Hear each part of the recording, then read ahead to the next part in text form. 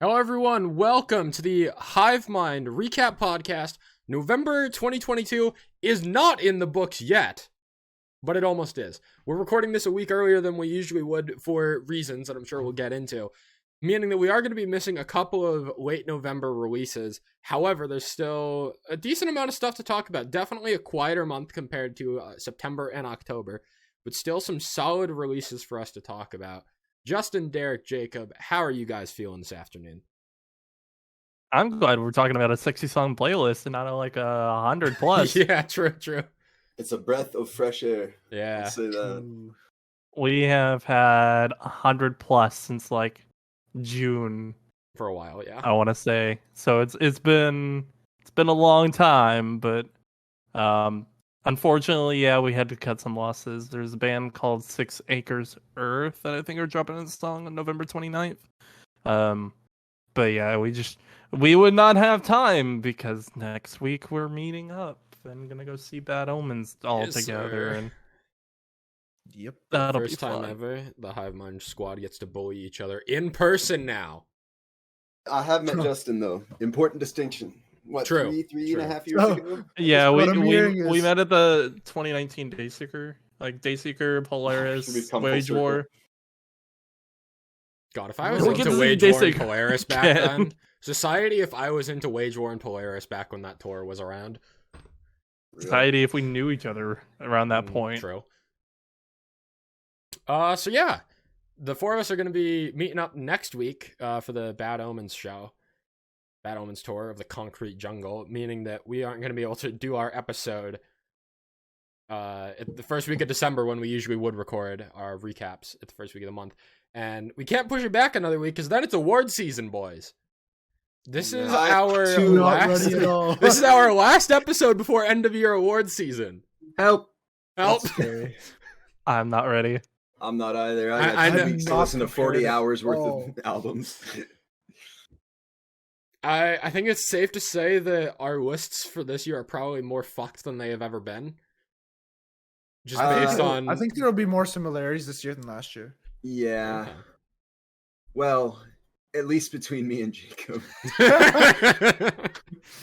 You two are just going to share numbers at this point. Yeah. I don't know. I'm looking at my list. And I mean, quite honestly, I think as behind and like, I haven't listened to nearly as many albums this year as I have in the past years, that I'm more confident in my list right now than I have been in previous years. Like I've got, I think 41 hours left of albums in my Listen Later playlist to like go through.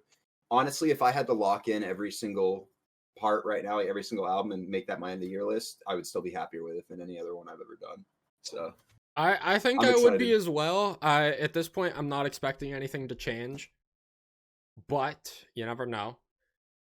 Things will probably change the night before or hours before. Right. How it always works.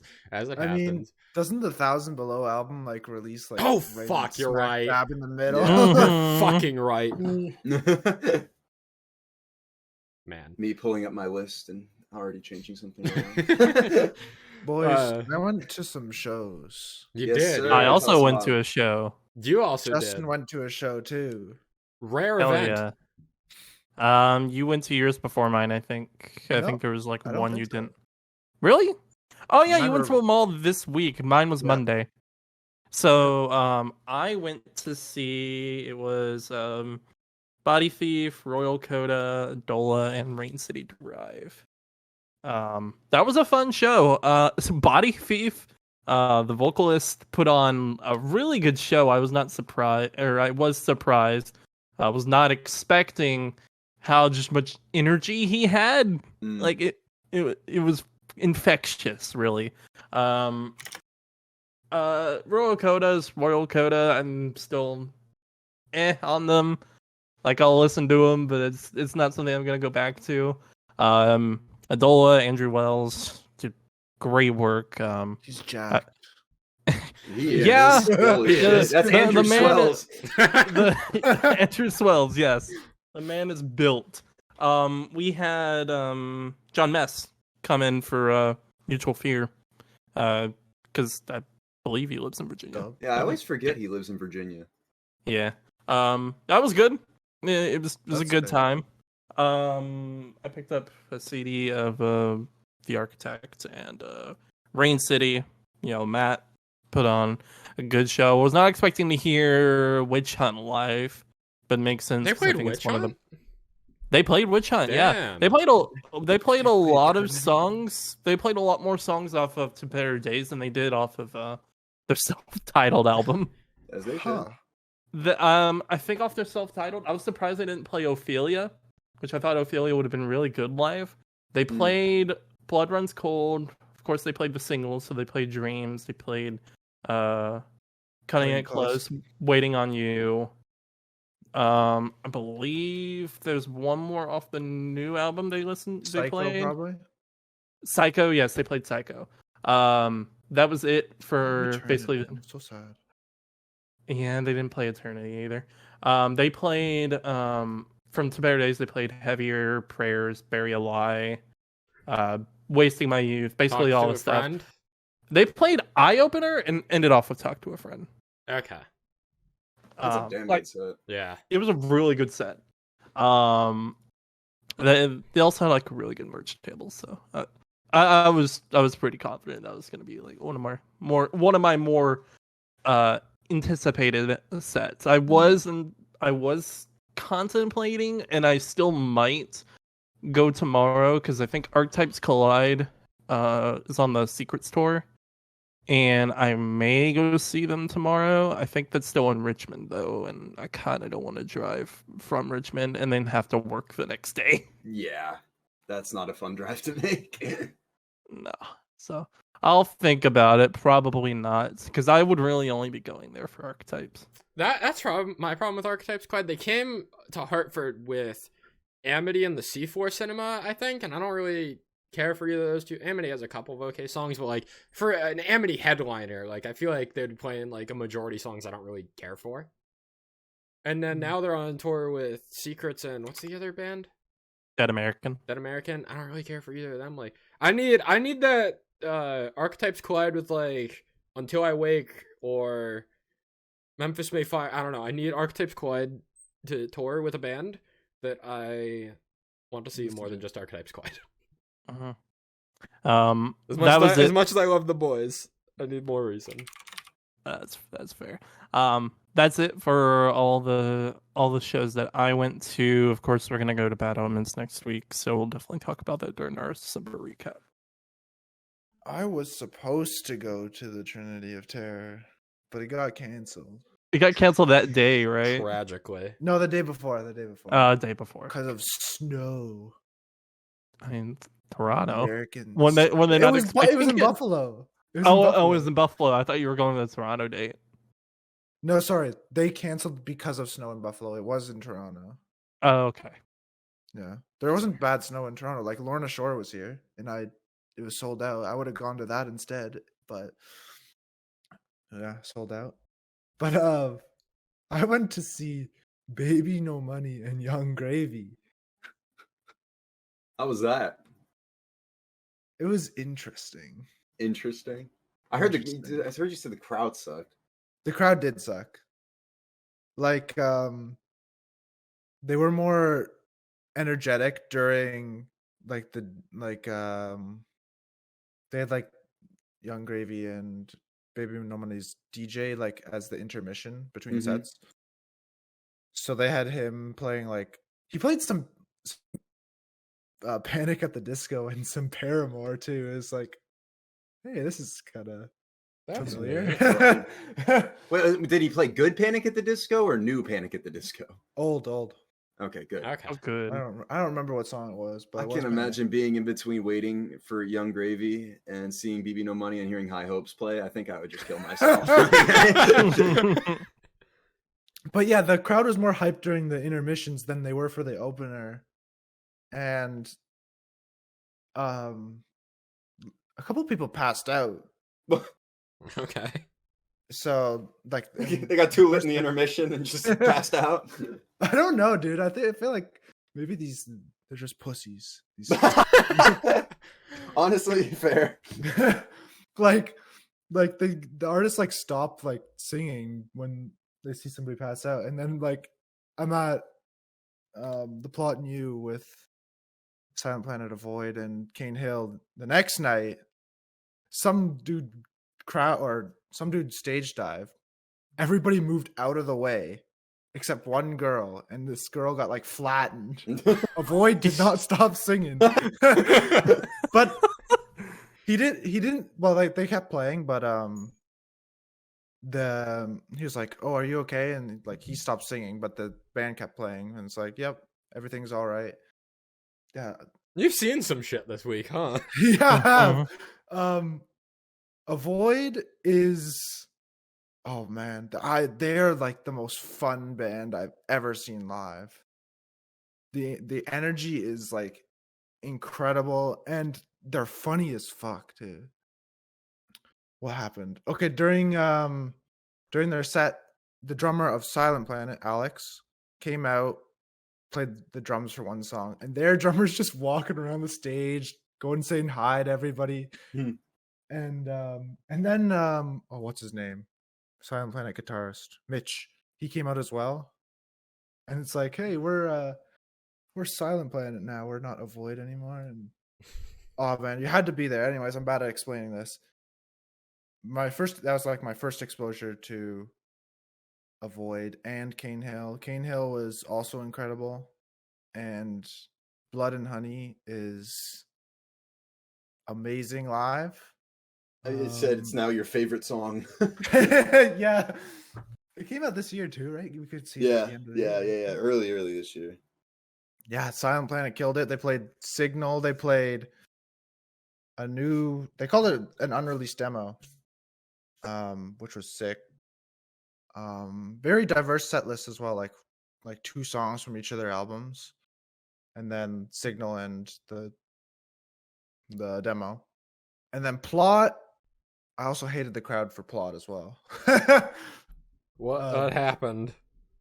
Oh, everybody's just screaming, "Play Feel Nothing, play Feel Nothing," and of course they save it till the end of the set. Yeah, I guess that's what happens when your band blows up on TikTok. Yeah. I guess like Baby No Money and Young Gravy are like that too, right? Even Bad Omens now. Yeah. Oh, God.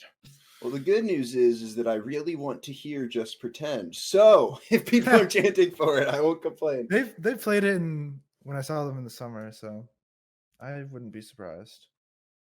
And that was before it blew up. So, anyways, that was my concert roller coaster this week. Right. Just canceled, then Baby No Money, people passing out, and then Plot and You, people stage diving and killing people. Go watch Avoid if they're coming to your city. I would go to see like any show just to see Avoid now. After seeing that was just so good. With all that being said, if you want to follow us on social media, at Hivemind Radio _ on Instagram and Twitter. Be sure to follow us on Spotify, Hivemind Radio Recap. And then also be sure to subscribe to our YouTube channel. We are trying to hit 100 subscribers before the end of the year. We have about a month left. Help us hit 100 subscribers. You can catch these episodes live at the beginning of every month, except for this month as a special exception. But generally at the beginning of every month, we record these episodes live on YouTube. You can come hang out and chat with us.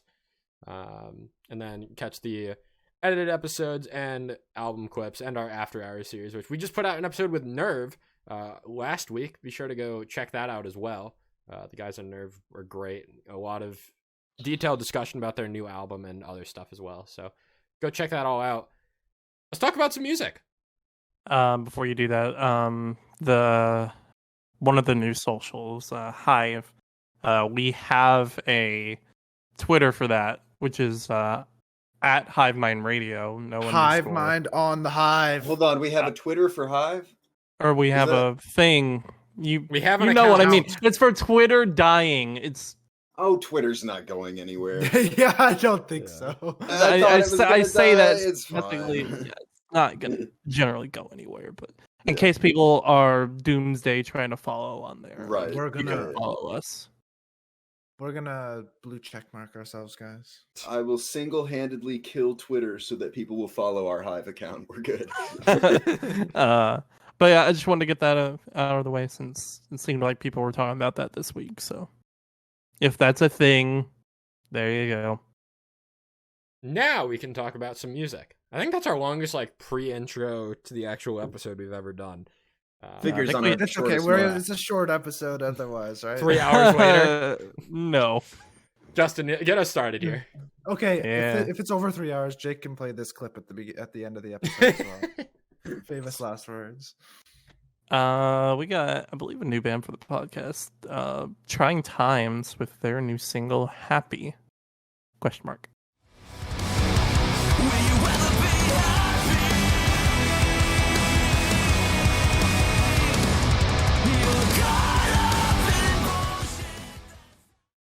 So This was a band I got into when their song "Tidal Wave" dropped earlier this year.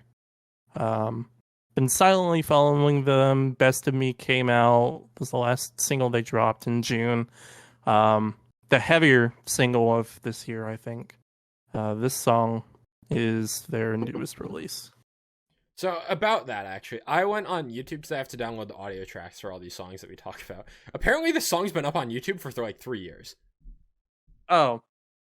But why? But it did just get put on Spotify like this month, so like It's like that Ice Nine Kills song that came out that was pretty crap. Well, no, Hunting but season. the fuckers advertised it on like Instagram as it coming out on yeah, Spotify. I checked their Instagram too. I don't know what the hell is going on. I'm happy it's here though. You're happy? I'm happy it's here though because this song is actually really solid. I only gave it 2 listens, but I enjoyed this. I don't have too much to say about it other than enjoyable small band, another one that Justin has found. Hi. I try to find those sometimes. Sometimes they're good. Other times I they're found a lot of them this month, Justin. actually. Justin, have you heard of this really underground band called Bad Omens? No, actually. Tell me about them. No. I'll tell you on Friday. Yeah, I know. But no, this band's pretty good. I think Happy. God, I cannot talk today. I think Happy is one of my favorite singles from them this year. They've dropped 4 quote unquote singles. I think Tidal Wave, if you like a heavier sound, but this song is still on your radar or something good, I think Tidal Wave is really good because it's got a really good breakdown. But this song as well is pretty good. I don't have too much more to say on it because a couple other songs this month kind of took over this release so early in the month. Like a lot of other music came out. Justin, how about you take this next one away as well? Yeah, thank you. We've got Wolves at the Gate. They dropped an EP called Lowborn. We're all going to be talking about the one new song off of it called Dark Cold Night.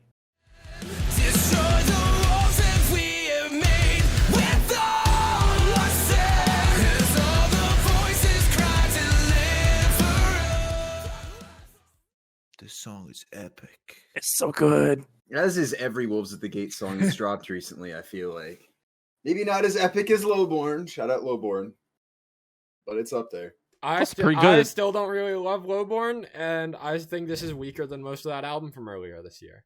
I don't know what it is with Wolves at the Gate and their holiday songs, but they just are not clicking with me, and it's a shame. I love the orchestral instrumentals in this. What I'm gonna say?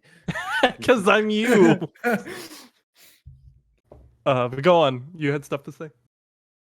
I love the orchestral elements. Oh, thank you. I'm glad I pointed that out. I love the theme of it. Wolves of the Gate. When they were putting out a lot of the songs for this EP, they wanted to do Christmas songs that weren't necessarily Christmas songs. They wanted to try to break that mold a little bit. Of course, fucking the last 3 songs on the EP are very, very old singles that they've had out since like 2012 or something like that. But this one, I think, is not that pre-known convention of a Christmas song. So I think that just any standard metalcore listener is going to enjoy it. It's not really going to care about the meaning or whatnot. But I think there's a lot to really enjoy with this. I think the dynamic between the 2 vocalists in the song as well is really good. They blend really well together. It helps that I think everyone in the band can fucking sing, and it's not fair Right. But I really like the dynamic between these two in this song in particular. As for the EP itself, since I'll just kind of touch on it a little bit. Lowborn finally being an EP is good, but I think it's ended off by like the 3 weaker singles that they have finally collected into an album or into a project. And I think if they gave us more original songs, like actual new songs, instead of just rehashing old songs, I think it would have been a lot better as a listen. Because otherwise, I just listened to Dark Cold Night this pretty much near entire month until some of the albums dropped, and then really didn't give anything else much of a listen. So, Justin, the odds of us talking about this again are slim. Is that what you're saying? More than likely, actually, 100% not likely. Okay. Am I more than likely actually 100% not likely? What just happened? Are we talking about it later or not? That is Justin's speech for give me some time to think about it. Oh no, I'm fucking with you guys at this point. I know you guys can't guess what I actually have. This is brutal, bro. Dude, I tried to get a little bit from him, but I just got this will not be on my top 10 EPs. I don't trust it. I don't trust it. I don't trust it. Yeah. This is the man who said Caskets was his most underwhelming album, then put it in his top 10. Yeah, because it could have been number 1, you fucks. It had potential and it failed me. But you still liked it. Throw my hands up. By discrepancies. I bet they remember me now. So everybody put your hands up every single time you stand up, let them know they can't ban us, yeah, I bet they can't. So that was that was a transition. All right, Discrepancies are back. Their first new song in like over 2 years. They put out a top 10 album of 2020, in my opinion, and they have followed it up with another solid. This is the Discrepancies that I remember, and they're just one of my favorite rap rock groups that are around right now. Not only is like the lyricism and vocal delivery just like banging, but I also feel like the production and the mixing on this band's music is top notch. Mm-hmm. It is. Their guitar noises, dude, it's just it feels like unfair how crisp it is. This band deserves a lot more recognition. I don't have a ton to say about this because admittedly it was one of the earlier releases in the month, and there was a bit of a bigger release earlier in the month that we'll talk about later. Mm-hmm. But this is a solid comeback for Discrepancies. I also think they went through a bit of a lineup change. I believe they have a new drummer and a new either guitarist or bassist. So they're basically back where they left off, even with a different lineup. So there's potential for them to follow up with another top 10 album next year. Time will tell. But I'm always looking forward to new music from this band. I'm glad they're back. Brand of Sacrifice are back with their newest single, Exodus.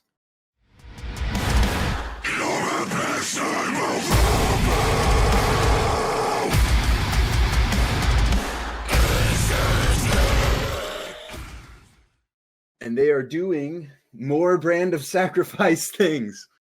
I thought it was a little different. Yeah, it is. So we didn't cleans. Right.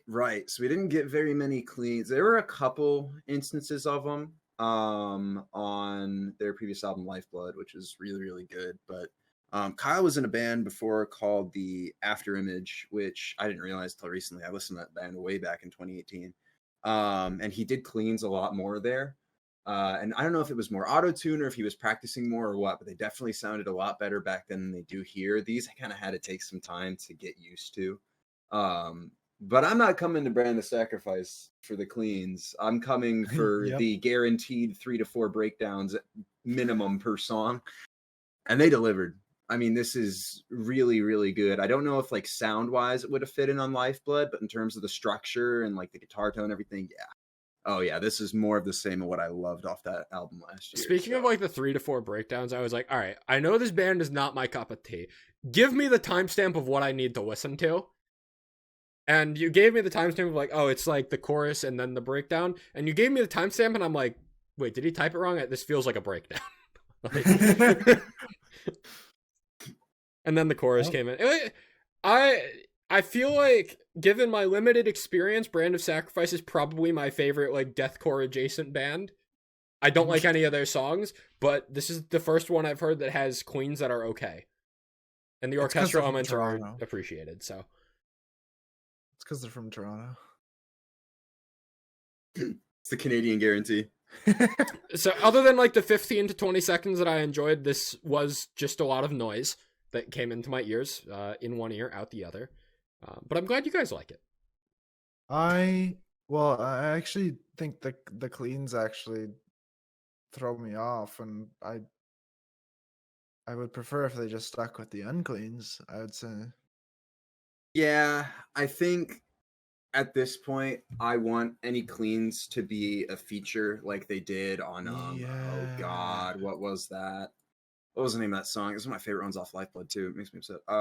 Wasn't Vengeance. it with oh god, I can't even remember his name. Well, the one I'm thinking of is it's Vengeance featuring Jamie Graham, and they kind of did this they were kind of like Sam Carter-esque cleans where they're kind of more gruff, kind of scream sings, but yeah, no, that sort of thing fit really, really well.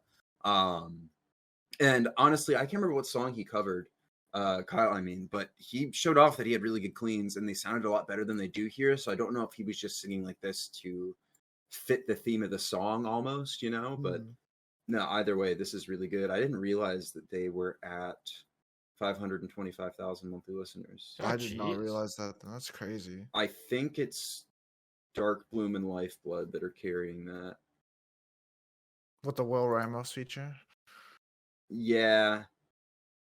This is what it's sounding like, because the only reason I say that is because when I listened to their album last year, they were at like 130, 140,000. So feels whatever happened since then, they've been doing big things. But honestly, I love seeing deathcore bands blow up. You know, Lorna Shore, Brand of Sacrifice, all of them. It's nice to see that this side of metal being appreciated, you know. 1,000 Below have released their newest single, Sabotage. And this came with an album announcement. And it comes out next month, which we already mentioned, but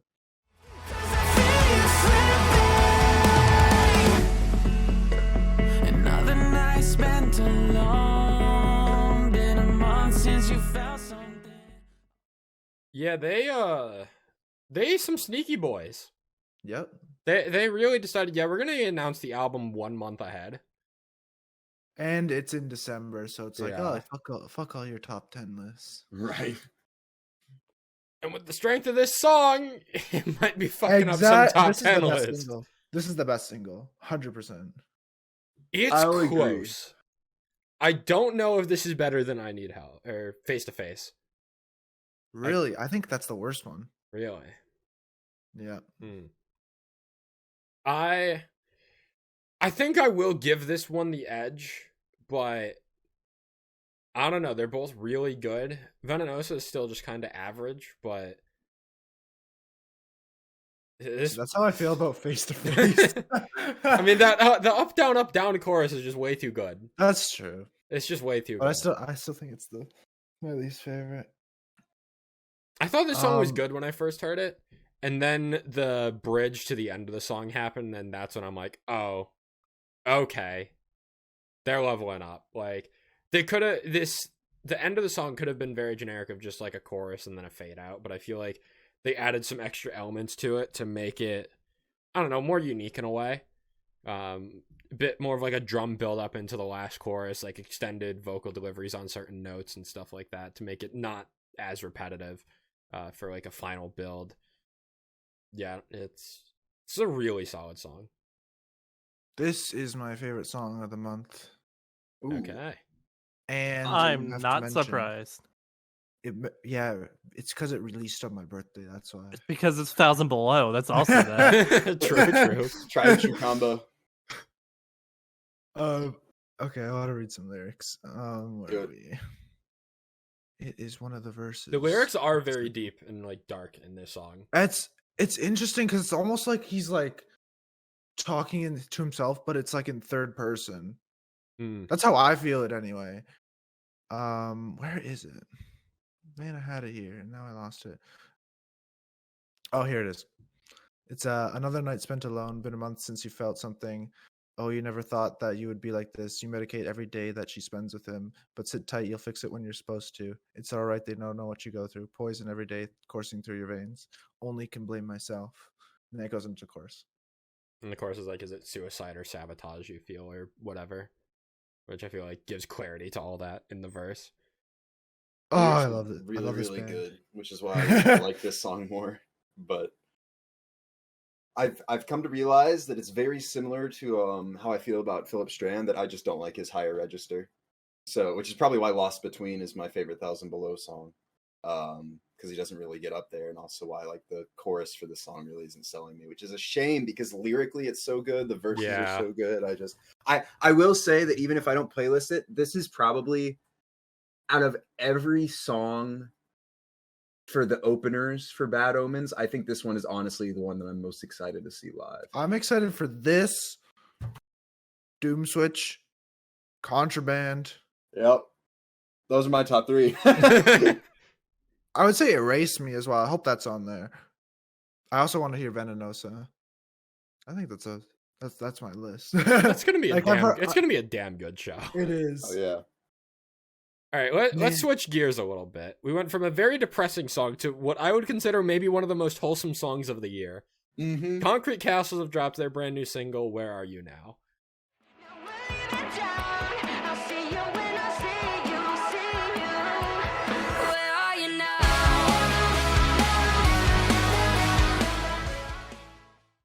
And let me just tell you, as someone that graduated college 6 months ago, God, this song hits fucking hard. Right. Yeah. Where are you now? Hope you're doing well. Got your feet on the ground. Now I'm leaving town, but I'll make you proud. This is not goodbye. It's just see you around. That last closing the song on that line, bro.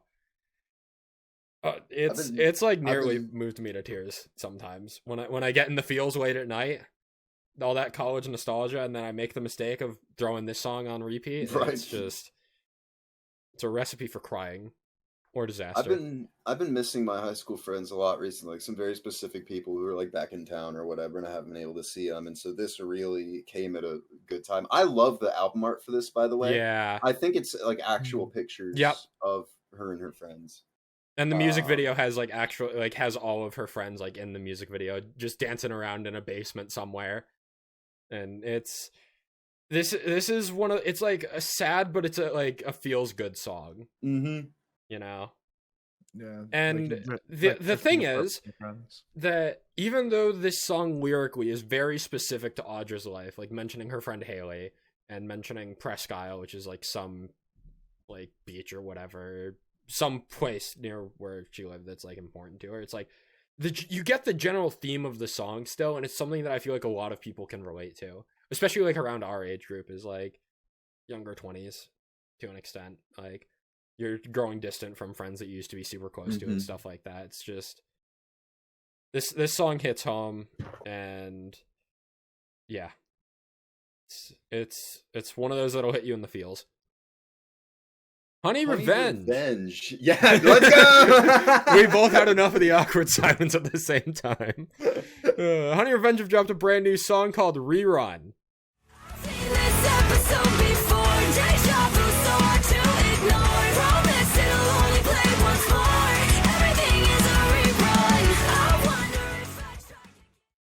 Okay, so Honey Revenge, I feel like I've said it before, but Concrete Castles was my pop rock discovery of last year. Kind of next to Against the Current. I feel like Honey Revenge is that band for 2022 for me. You're welcome. Thank you. I got you. Yeah. I still think Miss Me is their weakest single by quite a bit, but these past three have just consistently been hits, like on repeat. Some of my favorite songs of the month. Admittedly, this sounds like I already feel like I know what to expect from a Honey Revenge song. This sounds like you hear that like the first line is delivered with like very subtle instruments, and then the drums kick in a little bit more for the next line, and then you hit a chorus that's like infectiously catchy. And I feel like there is a formula to their sound already with only 4 songs out. And I would like to see them try and switch it up a little bit more, maybe. But at the same time, I don't want to complain. This shit's good.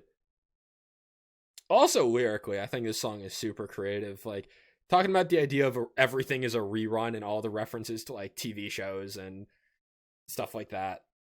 I don't have any specific lyrics. It's just like the entire song feels very well written around the theme that they were going for. Yeah, it's kind of hard to believe that this band is as small or as new as they are. I mean, I'm pretty sure they were a band before this. Like, not like under a different name, but they took a hiatus as Honey Revenge and then came back and started releasing music onto Spotify and stuff like that. I think they were Bandcamp only prior to this. I could be wrong, but I think that's my impression. Anyway, the fact that they've only got 4 songs out and we're arguing about, like, oh, this one isn't as good as their second single ever. Like, yeah. They're like, this is one of the like hottest new pop rock bands you should be paying attention to. Mm-hmm, if you don't have your ears on Honey Revenge, you need to. Speaking of things that you need to have your ears on, Shrezzers are back with their newest single, Gambit, featuring Arc Echo.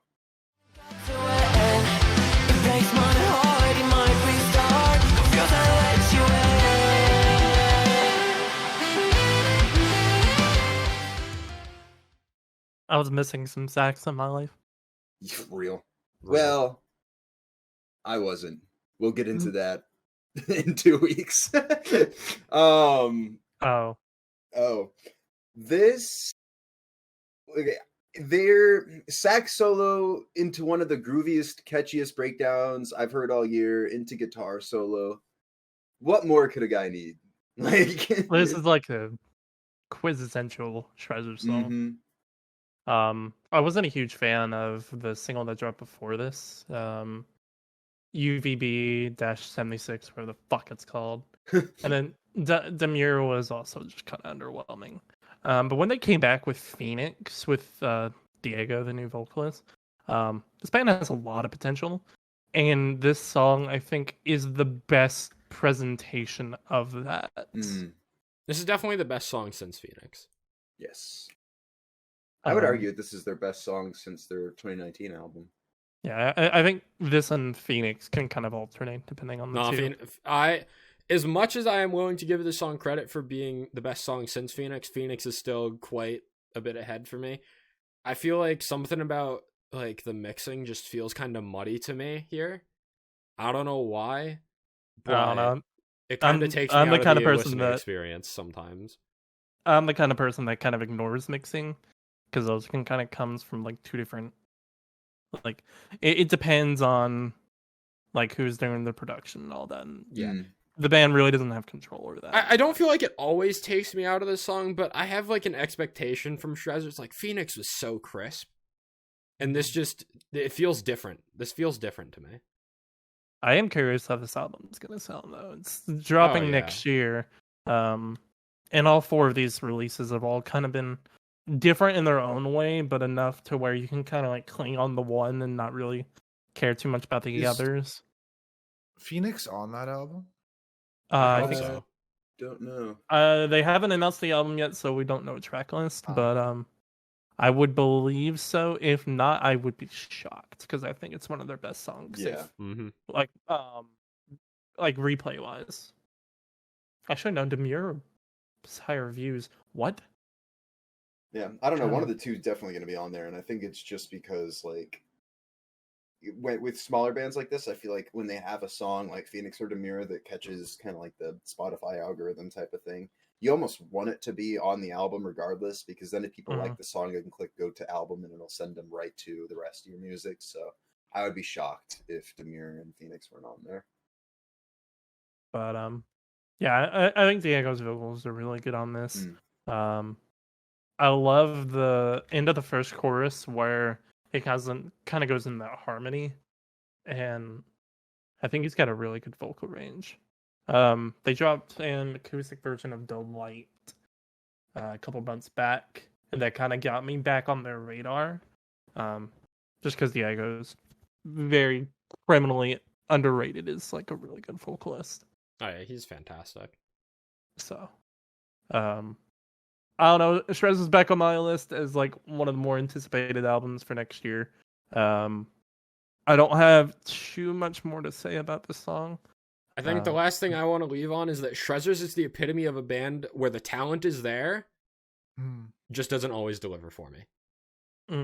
That's fair. And I think it's also just these 4 singles have all just been kind of a different realm. Like how I said, I didn't care too much about UVB. I think this album's gonna have a lot of variety to it. Definitely an album to keep your eyes on. I would be shocked if it's a concept album. What the hell concept do you make out of these singles? I have no fucking idea. I don't fucking know. Derek, take it away. Yes, sir. Xavier Maine is back with his newest single, For Her, featuring Elio and Chase Atlantic. Yeah, I ain't playing nice. I ain't even fast. I wanna feel numb. Maybe I'm done. I've been going all the way. Guys, I don't want to steal your thunder, but I think we might have just found Derek's feature of the year. Low key, I didn't even think about that, but you're right. Yeah, look, that one is gonna be, that award is gonna be so much harder this year than for sure. This is the dream team, all right? Because I found Elio last year. She or Chase Atlantic and No Rome featured on a remix of her song Hurts to Hate Somebody, which is like one of now my favorite songs ever. And she's quickly become like my favorite indie pop artist that isn't run for short. I love her music so much. Put an album this year, put out I think like 2 EPs and a remix album last year. I mean, just one of those artists who's constantly putting out new music for me to enjoy. And the way that each of these, like that the Elio and Chase Atlantic features come in so seamlessly at any given point kind of floored me. Like I didn't expect them to be integrated so distinctly into the song and like throughout it as they were. But every time they come in, I almost get shocked. I've listened to this song a lot. But I'm still kind of surprised every time they come in because of how natural it feels. If these guys made like a band together and just put out a 10-track album, it would be like album of forever for me. Like this is, as far as I'm concerned, this song is perfect. I think my favorite part is there's this little kind of, I don't know if it's production or if it's Elio or what, but there's this little airy breath in the first part of the chorus after the delivery on one of Xavier Maine's lines. And it's just, it's so subtle, but it's so clean. Yeah, I cannot praise this song enough. I remember seeing this on both Elio and Chase Atlantic's Instagrams as dropping. I'm like, oh fuck, like I'm screwed. And yeah, this is, all things considered, my song of the month. Albums, EPs. Guys, whatever. I think my hunch might have been right. What? I don't know. Oh, yeah. Not a hunch, it's an educated guess. Yeah. True. Yeah, I love this. Did anybody else love this? I didn't love it, but I will put some respect on the Elio feature. Let's go! That was my favorite part of the song. I liked what I heard. Probably won't go back to it, though. Yeah. Jacob, my boy. Oh! That one hurt me more than anything else. It's okay. Oh, you're not gonna like later then. Oh. Well, maybe we'll see. We'll see, depending on how we're feeling. Speaking of later and the future, the Word Alive have dropped a brand new song, Nocturnal Future.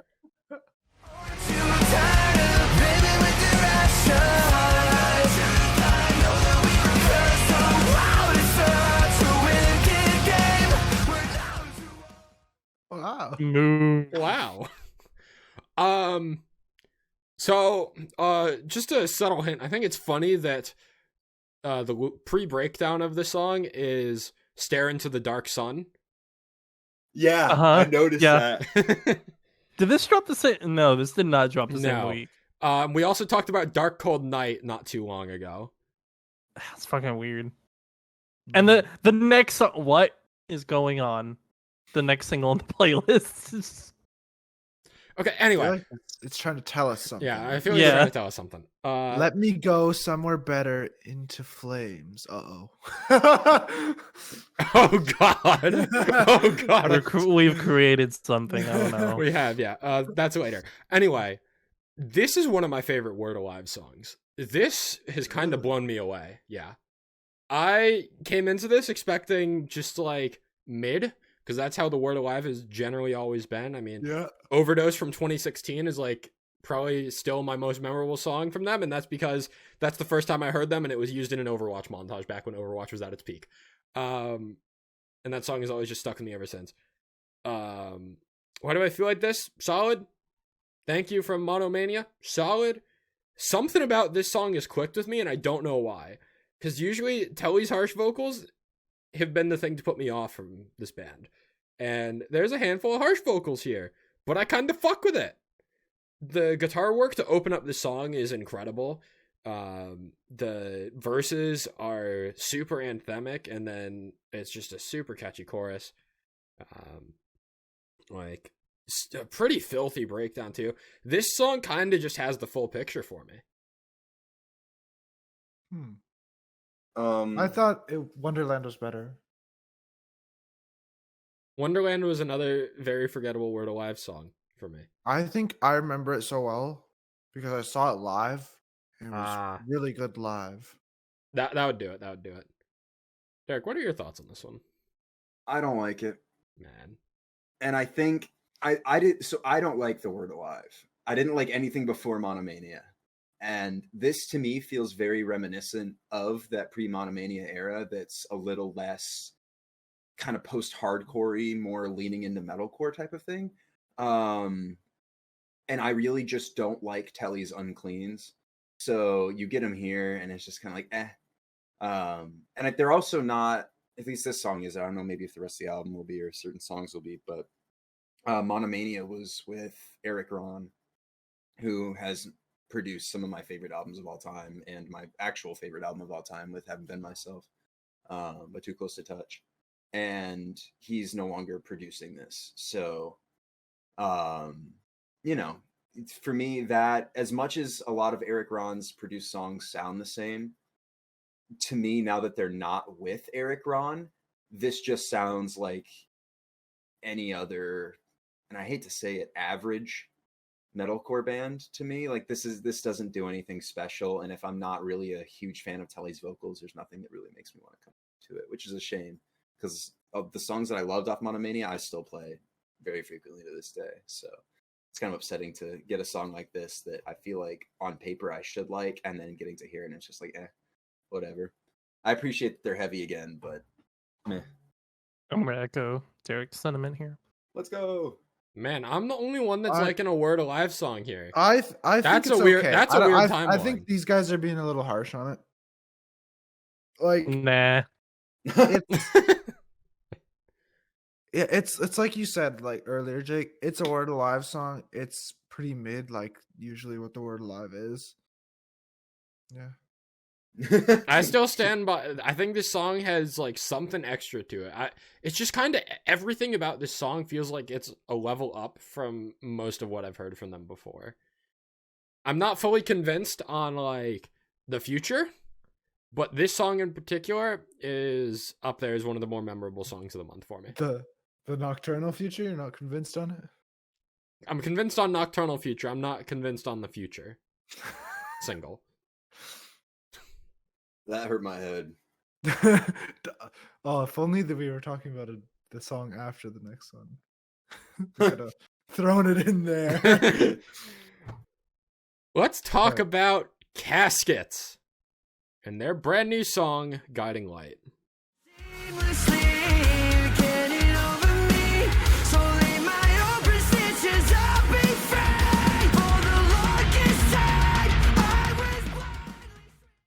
Bro, I want to know what Derek has to say.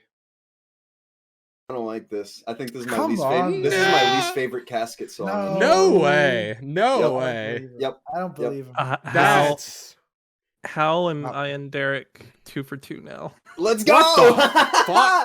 Yo, Justin, we're on one today. I'm actually gonna leave. I'm not coming next week. See you guys. You can't just say this, and I'm about to say this is my favorite song of the month. Oh. Oh no. Well, if it makes you feel any better, this isn't my least favorite song of the month. Okay, it's just my least favorite Caskets song. Yeah, that makes me feel a little better. No. I'm gonna be super real. I just think that there's nothing special about this song. It's not even bad, right? They had a guitar solo. Yeah, but Man, if the guitar solo even can't sell me, This just feels like another song off of. You know, I'm bandwagoning with Jake now. The Word Alive song slaps. Let's go. Forcing himself to like the Word Alive purely out of spite. Like the last song that we talked about. Man. I liked this song for the most part. The only problem is it didn't do much for me.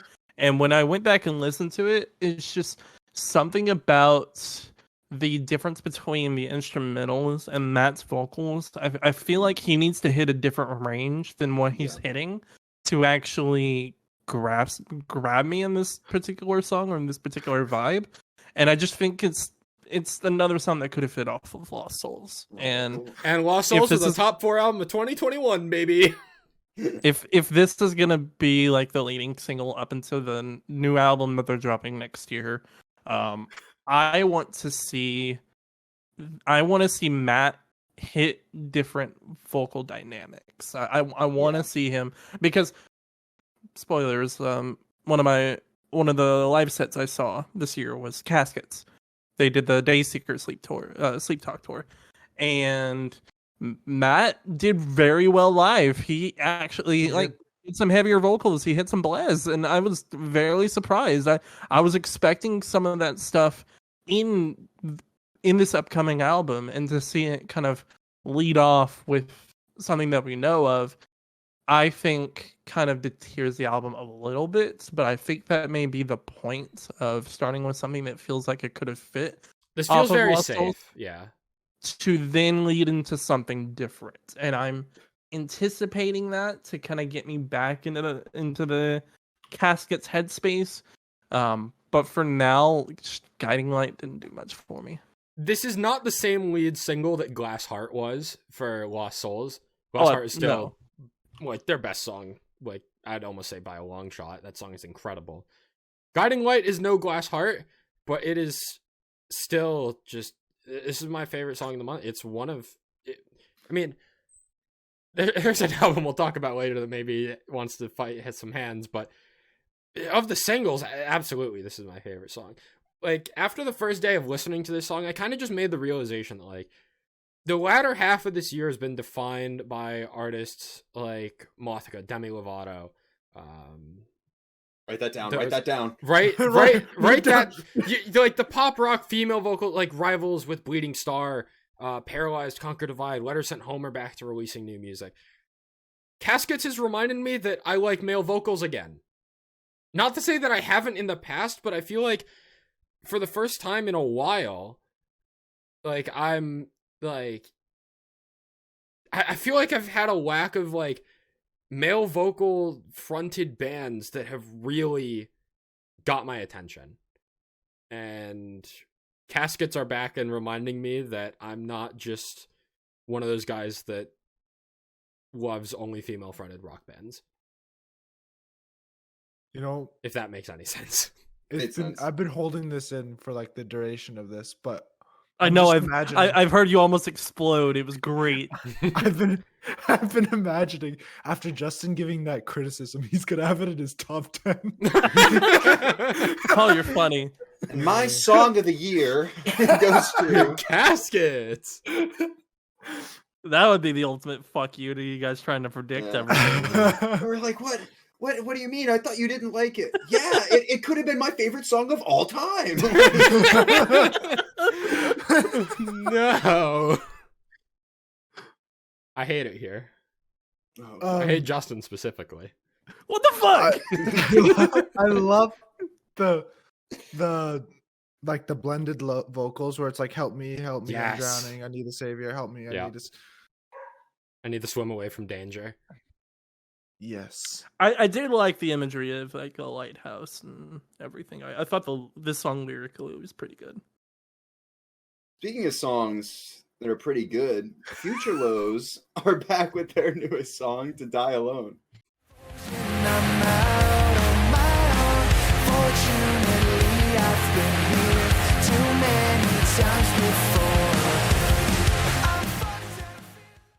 Okay, wait. You just said that Caskets Yeah, was pretty he said good? He said it. He said it. Did I say? Write that down. Write that down. Okay, Future Lows. Hidden gem This- band. yeah. Justin discovered them last year at some point. I think this is their best song. Yeah, no, I agree. And we're all for it. Hey, look Hey! at that. We're not in shambles. We didn't talk about the new song that they dropped earlier this year, Hell Below. I think that was just because of a busy month. I also think Um, that's their weakest song. It yeah. didn't do much for me. This one, however, I'm indifferent to it. But this one's got a more upbeat tempo, like more faster paced vocal delivery. Just in general, the tempo feels very energetic and fun. Even if the lyrics are about dying alone.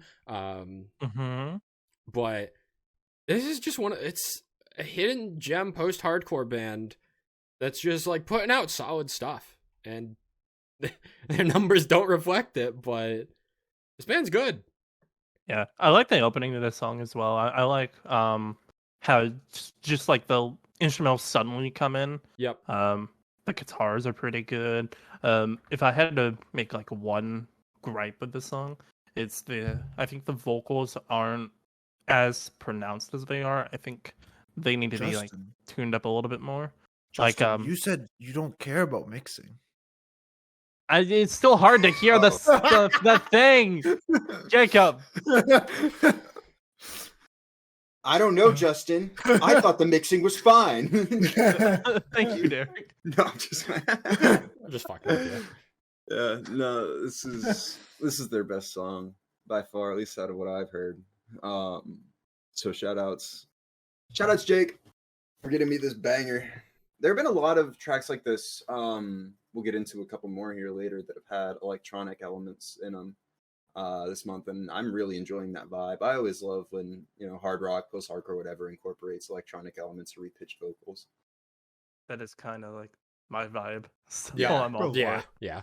Hold up, I this felt that band a lot only in has the next, 200 monthly listeners. Yep, that's Yeah, what I I'm know, saying. What? We talked about them when they had like under 100 when their debut single dropped last year.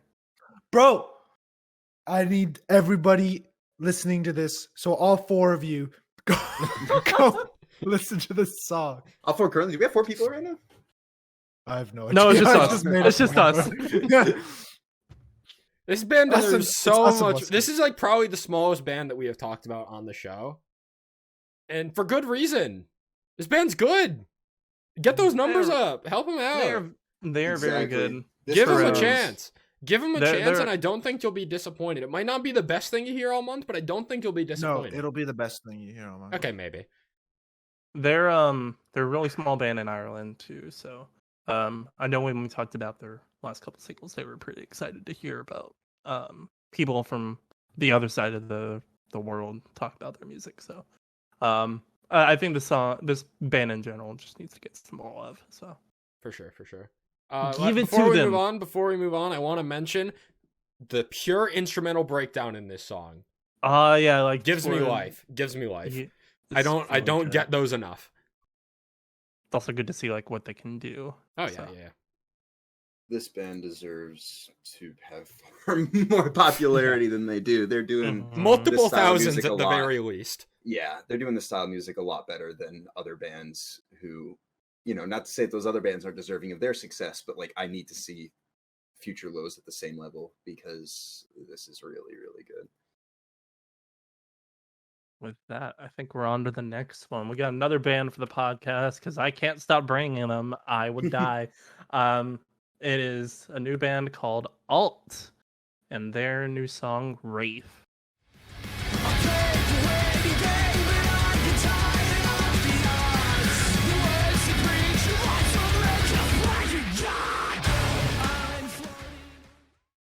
This is the one Justin miss of the month for me. I do not like the vocals. Doesn't feel like a Justin song, honestly. No, where did you find this? So the band they dropped an album in 2020.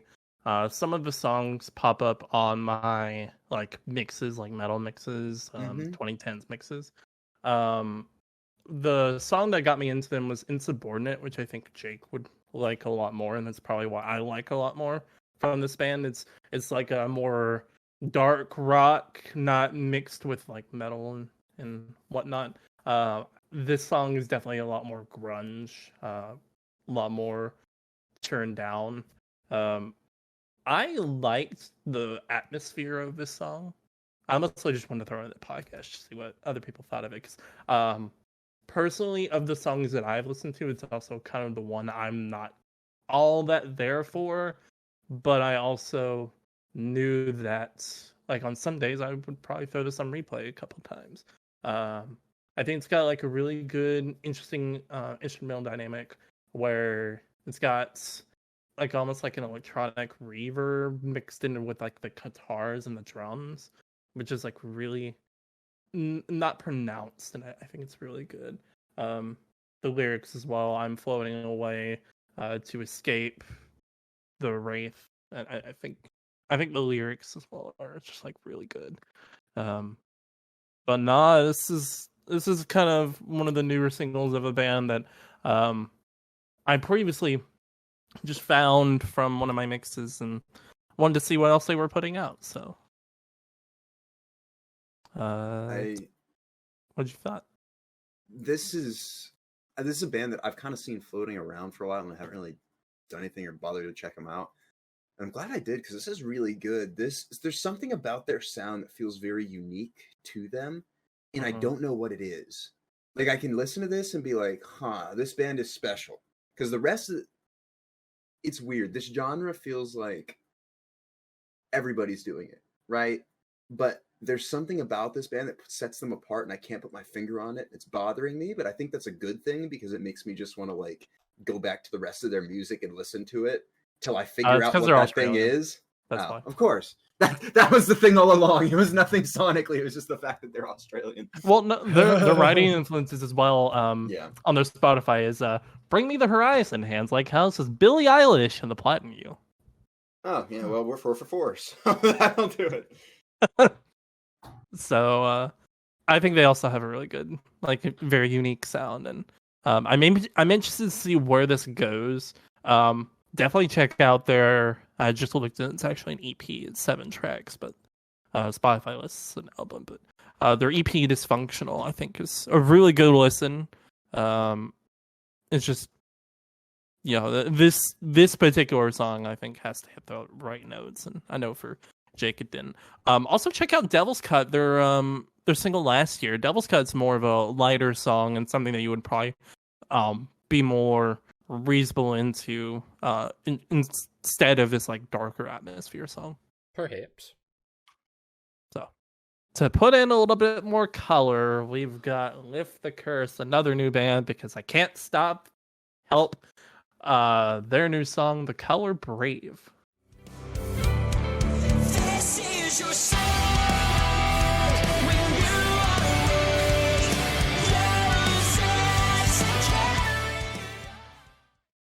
I think this is my favorite Justin song of the month. We just went from my least favorite to my favorite.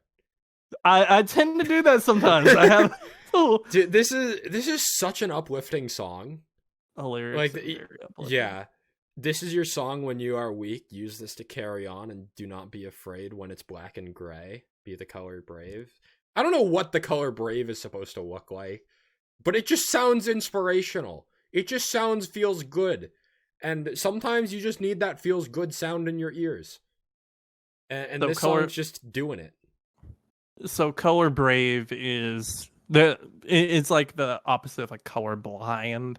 It's just a term that means like you're open and honest and about it. I just looked that up. So. Interesting. Awesome. I also really like the verses in this, like the first verse, "You are the lyric of my life, the cadence of my heart, the verse that always brings me home, no matter how far we're apart. The lyrics in general, I think it's just like one of the more uplifting songs of the year from past listen. It sounds really good too. Instrumentally, like the tone on the guitar is just, it's in like a higher register, I think, or like a higher pitch, and it makes you feel good. I don't know how else to explain it. It's a feels good song. Jake's got butterflies. So, funnily enough, this band is made up of 2/3 of Trine ATX, which is one of those like montage rock bands that you would see a lot. And like a lot of their influences is funnily enough, fused with hard rock, filthy breakdowns, and nonstop melodies, and a mixture of rock, country, and metal, which is weird, but I think a lot of really influences. Well. But yeah, especially in this well, song. In this song, I have not listened to any of their previous songs before this. This somehow got thrown into my my release radar and has not left it since. Derek, Jacob, what do you guys think? So I really like this lyrically. Sonically, I think that it's a little one-noted for me, but even in saying that, I think that that's not the purpose of the song. I think the purpose of the song is to, as feels weird saying lift you up when the band's name's Lift the Curse, but it feels very uplifting, and so I am perfectly okay with it being maybe sonically a little more mellow or one-noted because of the fact that the lyrics are so good and positive, you know? That, not that it's a trade-off, but no, I enjoyed this, maybe not as something I'd playlist, but as a song that, you know, if I was feeling down and needed some motivation, that I could definitely turn to. Cool. All right, let's get into the next one. We got The next Justin song. Yeah. We got In Comes in Waves with their third single, Safe Haven, off of their next album, Identity.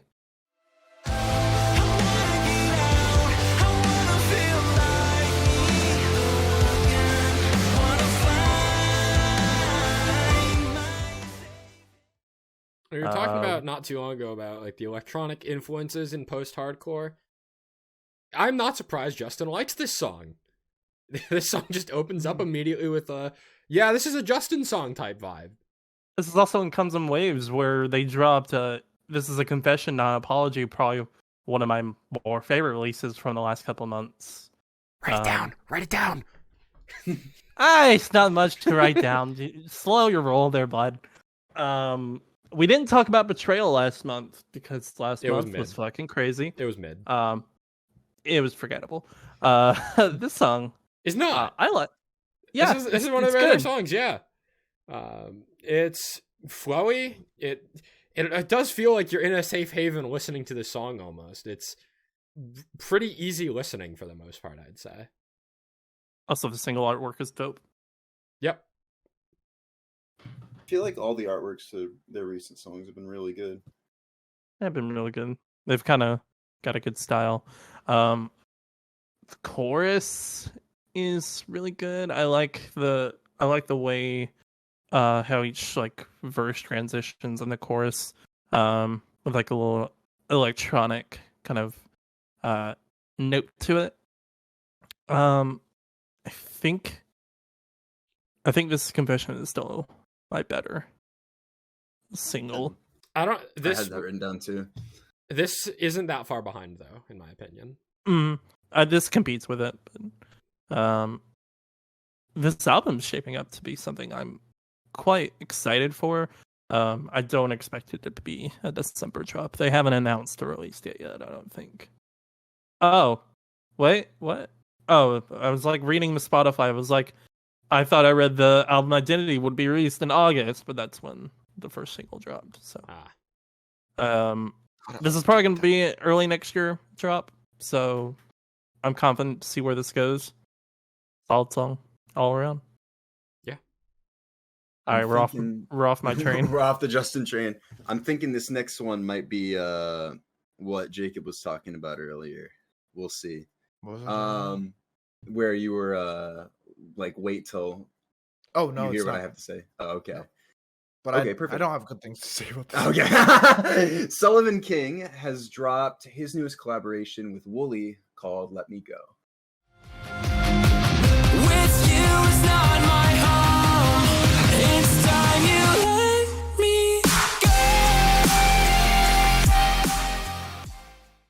For me, at this point, there is no greater guarantee in all of EDM than Sullivan King. And I think it's just because of the way that he so effortlessly blends, clean and unclean vocals and guitar work with EDM. He's one of the pioneers of it, and the fact that he's still going so strong is something that I really enjoy. It's a little predictable, but like all my favorite Sullivan King songs at this point have the same formula to them, so I can't really complain all that much. I love Sullivan King's contribution to this in terms of, like I said, the vocals and the guitar work, but the melodic drop and then Wooly's change into rhythm for the second drop, that he takes the beat and almost reverses it so it's on a different time signature, and it's so cool. It's really subtle, but it's clean as hell, and I love it. Yeah, I mean, I don't have like too much to say about it other than the fact that like Sullivan King can't miss for me at this point. And I think that this is off of an upcoming album, probably sometime early next year. I hope it's sometime early next year. But I love this blending of styles that normally, there's kind of like a more melodic, like we saw in Shivering, right? That Elenium and Spirit Box song earlier this year, that Elenium's handling it so the heavier and melodic drops both have the same kind of sound to them, because it's the same producer, whereas with this you get two different styles kind of blended into one, and I love them both. So even if it feels a little disjointed, it still somehow works really, really well, and I'm beyond happy with it. I know you're not beyond happy this with is it, unfortunately the one single that I missed this month, so Oh. I can't comment on it. Even though I've liked some Sullivan King songs in the past, I didn't get a chance to get to this one. I was really, really enjoying this song until I got a fucking fire alarm in my ear. That's fair. That is definitely like a style of EDM that took me 7 years to enjoy, so it's a long time coming. Dude, but I was not kidding when I was like, what? I had to turn it down because it was so annoying. Like, it was so good until that point. Oh man, no, that's definitely fair. It's not for everybody. But I love it. I love Sullivan King, and I'm excited. I really hope this album is at the start of next year, because I've got enough to listen to before or over the next 2 weeks as it is, let alone, if an artist that I actively enjoy is dropping another one. That's my limit's been reached. I've got 1,000 Below, and that's it. No more bands that I know are allowed to put out music. You're banned. Jake, how about you tell us about this next one? Ad Infinitum have dropped their second single off of their upcoming album, releasing in March next year, Somewhere Better.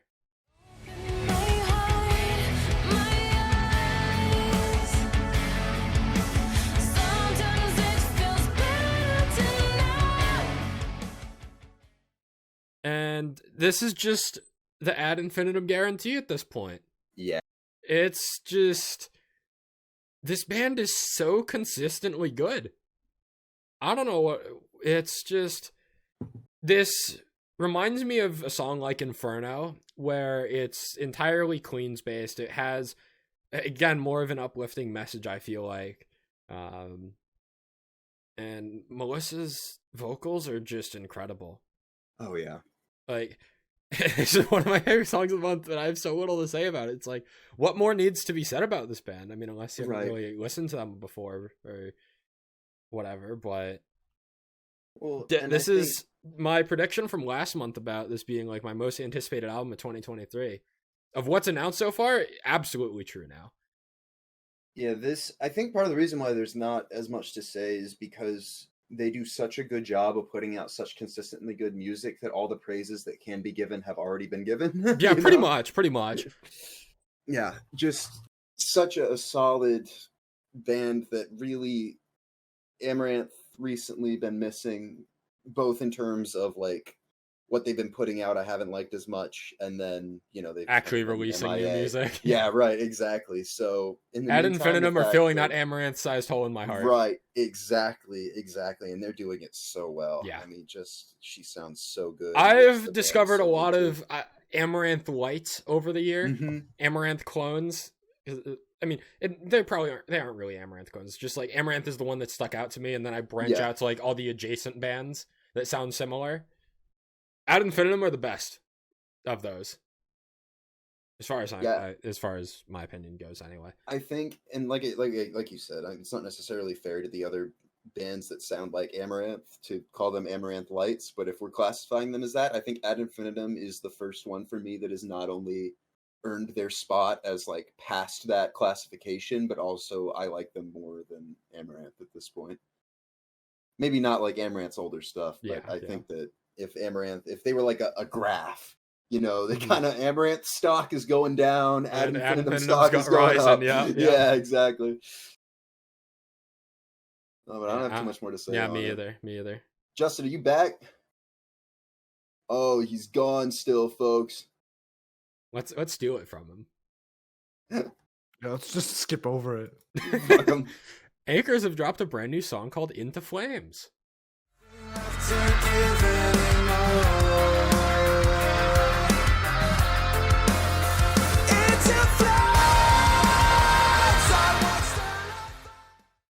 This is an Acres song.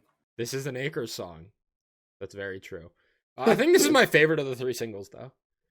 The harsh vocals are weird here, but I feel like that's just how their harsh vocals have always sounded. But I think like the melody of the clean vocals in the chorus here are the most memorable for me. Hold On just felt really underwhelming, and Burning Throne was kind of off-putting. This is the first one that is avoiding either of those 2 flaws for me. Not one of my favorite songs of the month, but one that has me more intrigued with Acres than the other singles for this album, which did get announced. I believe the album is called Burning Throne, and it's releasing sometime next year. Okay. Releasing in March and has a fucking Silent Planet feature. That makes I remember so much you sense. posted that. Yeah. I was surprised that Pillow Fort was not a single, but it also makes sense. It's pretty different from all the other singles they dropped. I put this in the playlist, but I honestly didn't get too much time with it. I listened to it quite a bit just to kind of get my feelings on it, and honestly, Jake pretty much echoed it. Like, it's an Acres song. It's probably their best since of the 3 singles. There's something with the uncleans that are not working for me that did when Lonely World dropped. Lonely World still being my favorite song from them. So I'm still trying to get back into them. I have an open mind about this album, but right now I'm still reeling back from all the music that dropped in the last 2 months. That is fair. This just kind of came out at an odd time this week, I think. I think it came out this week. I'm not super feeling this or any of the other singles as much, and I think it's because I liked Lonely World so much, that having these 3 singles are all good, but I don't think anything has really matched that same level as anything off of Lonely World did. Like, I think that album is really special. Nobody, because I remember when it came out and nobody was doing it like Acres. It was kind of like a smaller band at the time, and I guess the numbers on it have gone up since then. But yeah, I don't know. I'm gonna listen to the album, and I'm holding on to hope, because this band, if there was ever a band that could give me an album where the deep cuts and the non-singles are better than the singles, I would have faith in Acres to do it, just because I think that was the way that Lonely World was too. But we'll see. Yeah, there were a couple bands this year that put out really good albums where the singles didn't really shine all that much. So I'm interested to see how this album plays into it. We probably got like 1 or 2 more singles before the album, so. But more than likely, that's gonna be stuff we talk about next year. Yeah, probably. Jake, all yours. As Everything Unfolds have dropped a second single off of their upcoming album, Blossom. in blossom. I'm facing fear.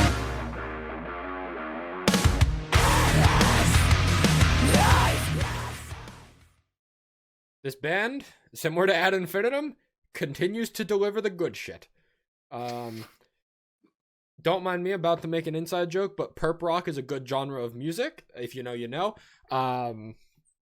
And yeah, I mean, it's no secret that I love this band. I love this style of music.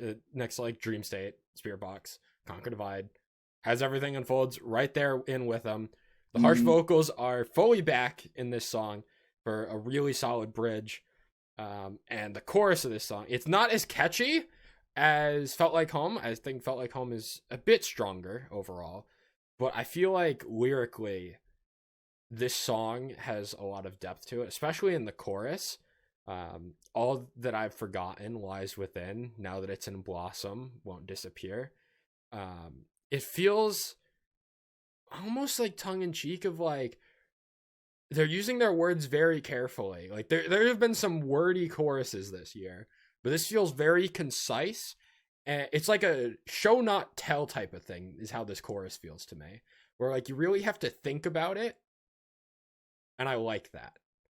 And also interesting to note their last album was called Within Each Lies the Other. And I feel like they're kind of subtly referencing that with Lies Within in the chorus here.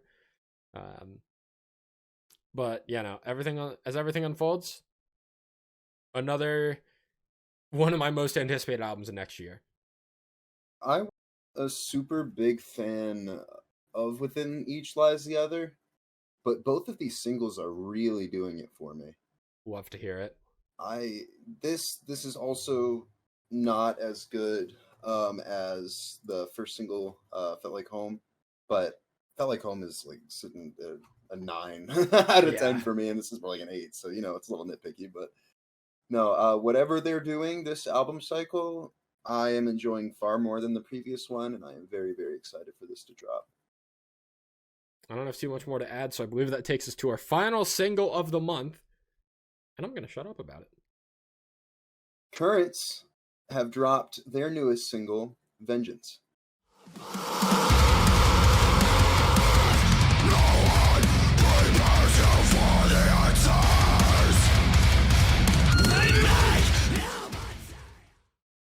It chonk.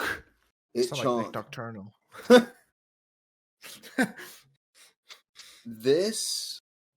The Death We Seek was not doing it for me. This is doing it for me. I love this. This is like, and I'm sorry, Jacob, but I did not like The Place I Feel Safest. I thought it was kind of lame. I'm not gonna lie. To me, It's all in the lyrics, dude. Yeah. Well, no, I'm saying I thought the lyrics were lame. Are you kidding me? Mm-hmm. I thought it was really like. No, not I think great. you should just stop talking. Okay. Well, the way it ends is a top 10 album of 2020 for me, so we take some use some. But this takes a lot of the heavier sound that I feel like some of the tracks in The Place I Feel Safest had, and does that sound better. This to me is those tracks, but more mature. And I really, really, really enjoy this. I'm gathering is that I haven't heard The Place I Feel Safest yet. What I'm gathering is I'm not going to like it. No, I think you would, to be honest. Really? I think there are a couple songs on there that are heavier like this. But for the most part, yeah, I think you would enjoy it. Okay.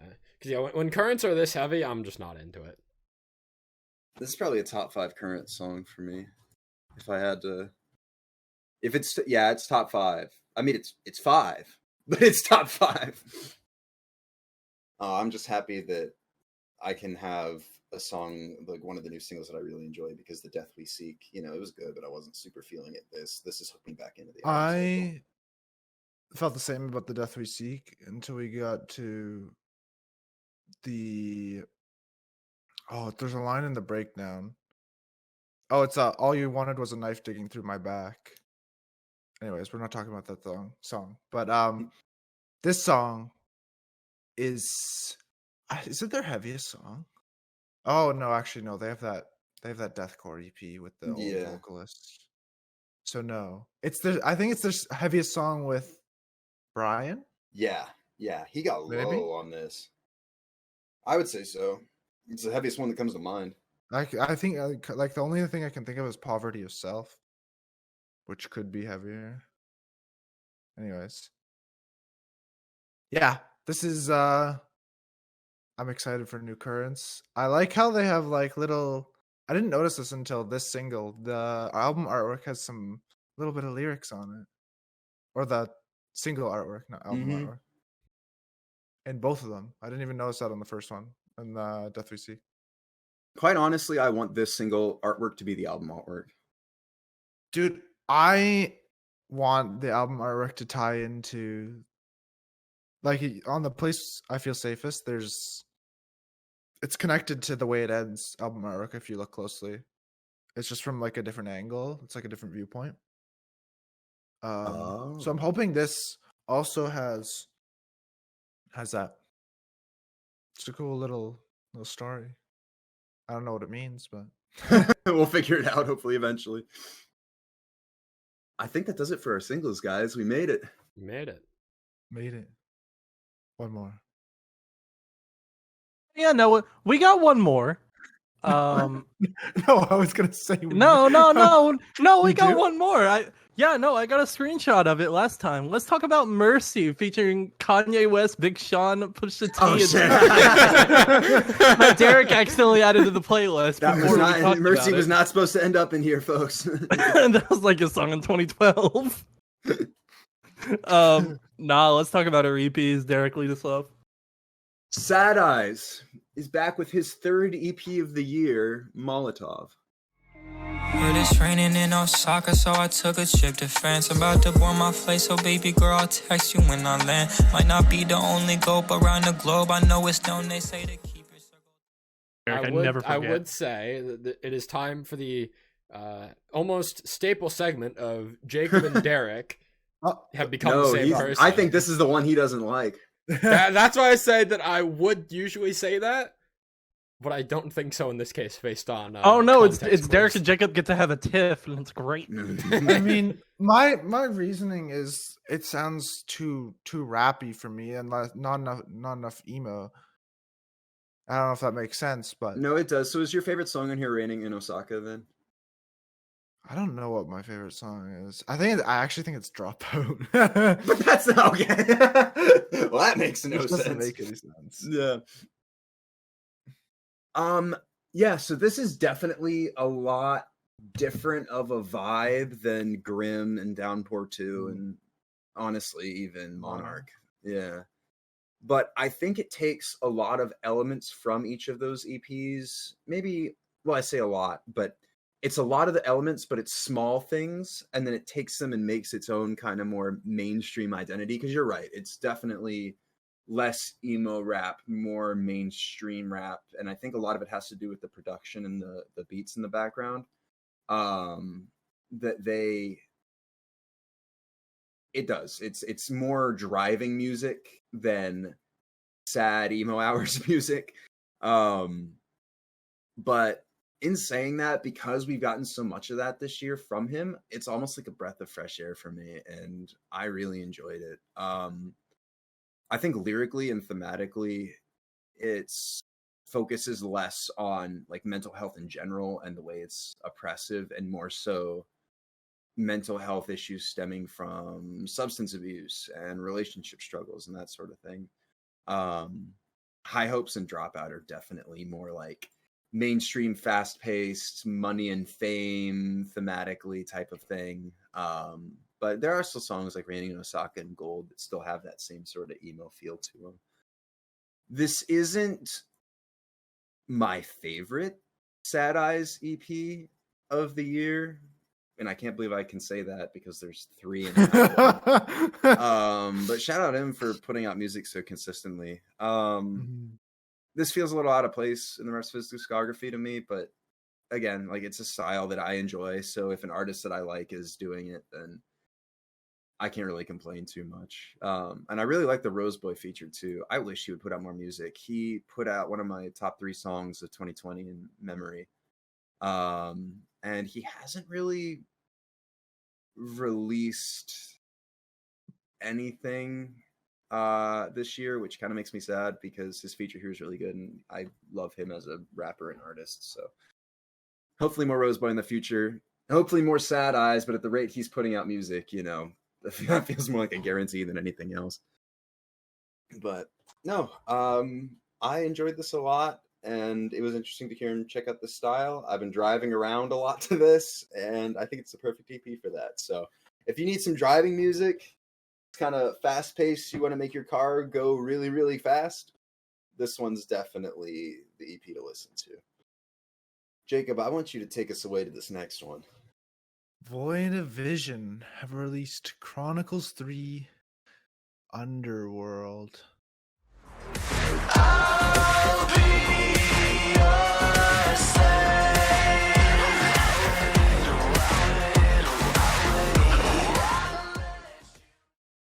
And it's interesting. It's very experimental. My friend wanted me to mention this. ASMR sounds like Closer by 9 Inch Nails. Ooh. I don't know if I've heard. Would I know that song if I listened to it? I have no idea. I didn't know it. Okay, Shows how much I I'm know. saying that because I think ASMR is my favorite Void of Vision song. Oh. I said last month when we talked about Hell that I was going to listen to all 3 Chronicles EPs back to back because I hadn't listened to this band before. I listened to all of them back to back, and ASMR is the one that has stuck with me the most. Interesting. And I think that's just due to the experimentation that this entire EP kind of offers. Chronicles 2 was more just straight up metalcore, and I already don't love his harsher vocals. It reminds me of Landmarks. And how I feel kind of indifferent to his vocal delivery sometimes. I feel the same way about Void of Vision here. And ASMR introduces that like electronic synthy element on this EP. And similar to, there's some other songs this year that come to mind, like A World in Tears by Future Palace, Waves by Letters Sent Home, that drop in I Don't Know What I Am by Relica, where it just randomly drops into like more of an electronic instrumental beat. ASMR is following in that trend for me, and it's sticking with me. I think Hell is still my favorite. Yeah, for sure. I think that's actually like a top 3 Chronicles song. Maybe top 2. I don't know. But ASMR has actually been growing me a lot. It kind of surprised me when I heard it. I was like, ASMR, that's an interesting title. It's like, okay. And then I don't remember what new Sicht means. It's German, right? They're German. I think so. I remember Googling it, but I don't know. I don't remember what it said, what it means. But yeah, the experimentation kind of surprised me. Because Hell sounded a lot like Chronicles 2, right? Mm-hmm. And that's the single we got. But yeah, I think it's not my. I think it's my least favorite of the 3 in terms of EPs as a whole. Unfortunately, how do I put this? I think that this is my least favorite of the Chronicles. Mm-hmm. Sonically, yeah, it is my favorite in terms of what they are doing. Okay. Because I don't think that any other band sounds like Void of Vision. Like even before Chronicles 3. Except maybe 9 Inch Nails. Right. I still think their vocalist reminds me of Landmarks, but I could be totally off base with that. Well, I mean, it's not vocally. Like it's just lyrically. Like especially like the drum and bass style. Yeah. Sonically is what I meant. I don't know where lyrically came from.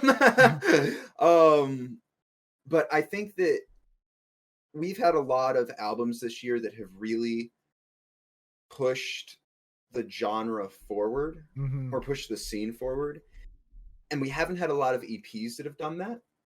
And I think that this is one that is really successfully taking metalcore and pushing it in a direction that almost makes it sound more futuristic. It's very almost Obsidian by Northlane-esque.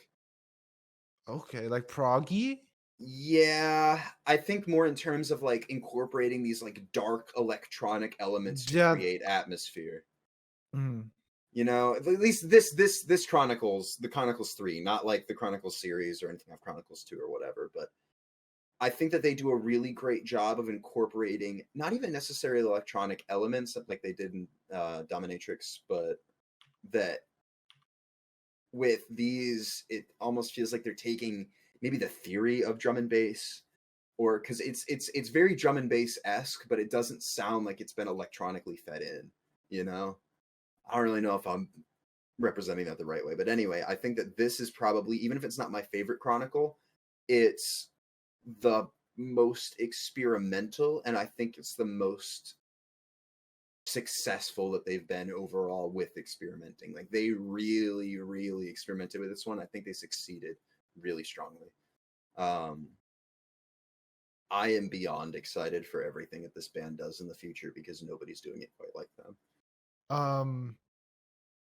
It always threw me off when I heard the lyrics from Hell Hell Hell in I'm gonna keep butchering this name. Nusikt. I don't know how to pronounce it, so we'll call it NS. How about that? NS. That works. Yeah. Like, I haven't dove too deep into the lyrics of some of the other EPs, but are there references to other songs in NS? Point of view, or new point of view is what that translates to. New point of view. I like NS more. That actually kind of makes me wonder. Actually, it's like new point of view, and then you have the lyrics from one of the other songs. It's like, okay, we're doing it differently. Yep, there's a concept here. we need to listen to it more and unpack it. But yeah, I agree with you, Derek. It's like, I do like this experimentation. I don't think it's executed perfectly, but pushing it in this direction is pushing the genre in this direction is very good. Is it album time? I think it's album time. So. Let's talk about the big one first. Yeah. This is the one that we have all been anticipating for months now. Dayseeker have dropped their brand new album, Dark Sun. I guess heaven really needed you to leave us in that vacant room. Where to even begin with this? Yeah. Because I feel like we all turned around on this album really fast. But initially, we were all a little confused. Now that keep my mouth shut, keep going. Now that we've had the entire month to digest it, I want to say that my assumption is that we have all turned around in agreeing that this is an amazing album. Yes, it's a good album. Okay. I'll give it somewhere between great and gramazing. Okay. Gramazing. This is a gramazing album. So I guess I'll start. My theory about this album is it's well known that this album was written after the passing of Rory's father, and it's dedicated to him. And I feel like my little theory on like the theming of this album is that if the sun is supposed to represent life, the dark sun represents death.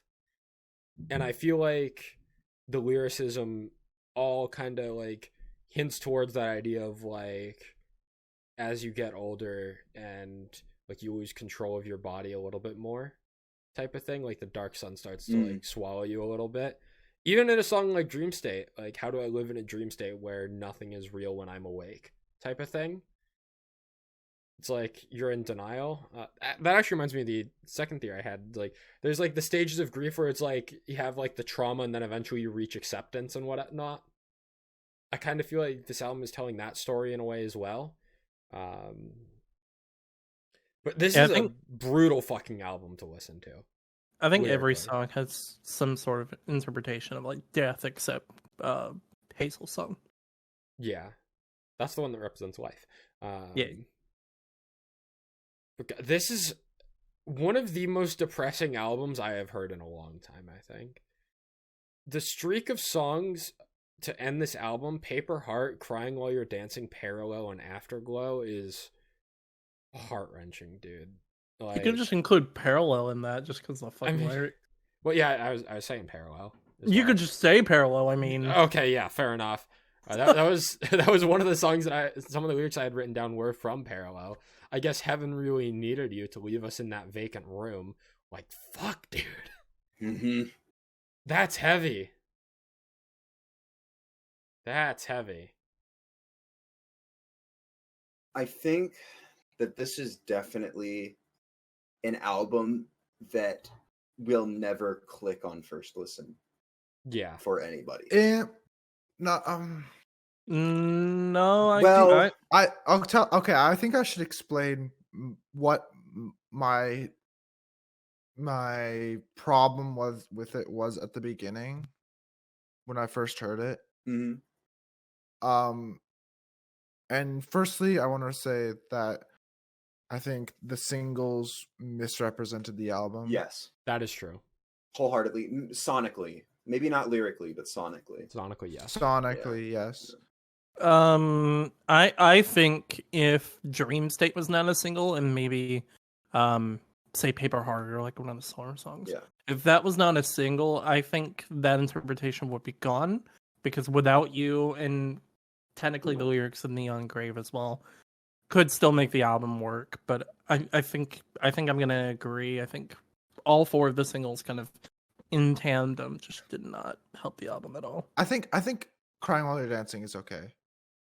I'm talking about I think it's just Dream State, because I think Neon Grave was kind of that transition point from Sleep Talk to this album, similar to what I think Guiding Light's going to be for the next Caskets album. I think you need that some sort of jumping off point that's going to get people interested in what's going on. That was Neon Grave.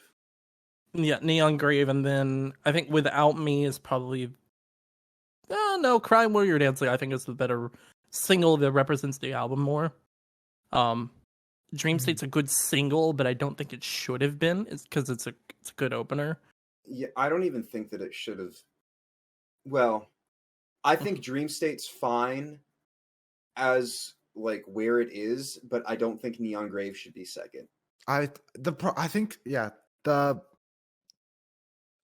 the pacing is it's off, weird, and it's all off. the heavy songs are at the beginning, and then. And they're all singles as well, so you're like, okay, this is what the album's gonna sound like, and then you go into it, and it's not like the singles at all. Right, and that's not necessarily a bad thing. It's just jarring, right? And that's why I said that I don't think it's possible to click with this on first listen, because you get two songs with uncleans back to back, and then never again, right? Yeah. Which it's not a bad thing. It's just, especially if you have previous experience with Dayseeker, like we do, you're expecting them to come back at some point. Yeah. And they never do. And I guess it could be one possible interpretation that I found is that like the uncleans represent kind of like a breaking point for him. And that's with his, because Neon Grave is explicitly about, like the whole album is, and is dedicated to his father, but Neon Grave is explicitly about, losing, his father. And so maybe the uncleans are meant to represent like his father in a way, or the expression or the emotions that he was feeling, that like, oh, I'm angry that he's gone, and then now that anger has disappeared, I'm just left with sadness, which is why the rest of the album is so mellow, kind of like 5 Stages of Grief type of thing. But it's just strange to me to have two, like you said, half the singles have uncleans. It's Dayseeker. We expect uncleans. Then you get to the album and you're sat there waiting for them to come back. And I think that if you go through one and listen to the album, you know what to expect. And you go through on your second listen, your third listen, and that gives you, you're like, okay, I'm not anticipating any more cleans. I can appreciate this for what it is. Yep.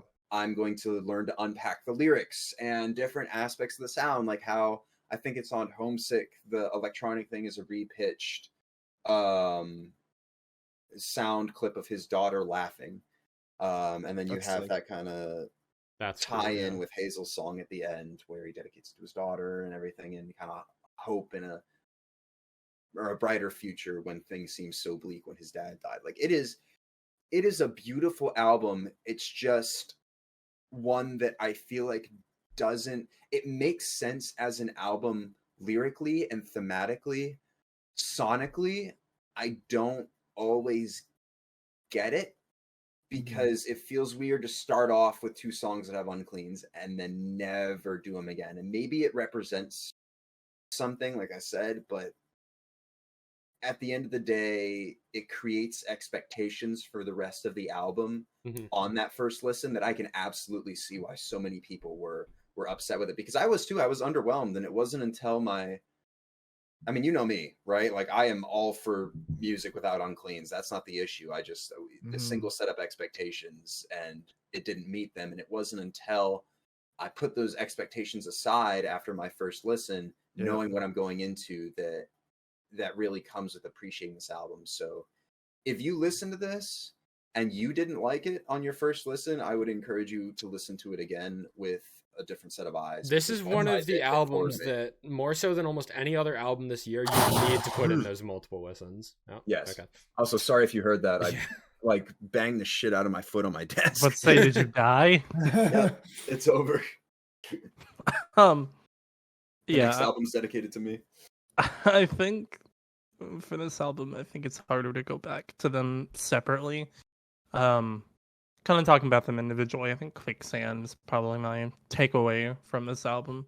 Man, that's interesting to me because that's my least favorite on the album. And just because I liked Roy's dynamic with Spencer Stewart, the band Camino. I liked his dynamic with it.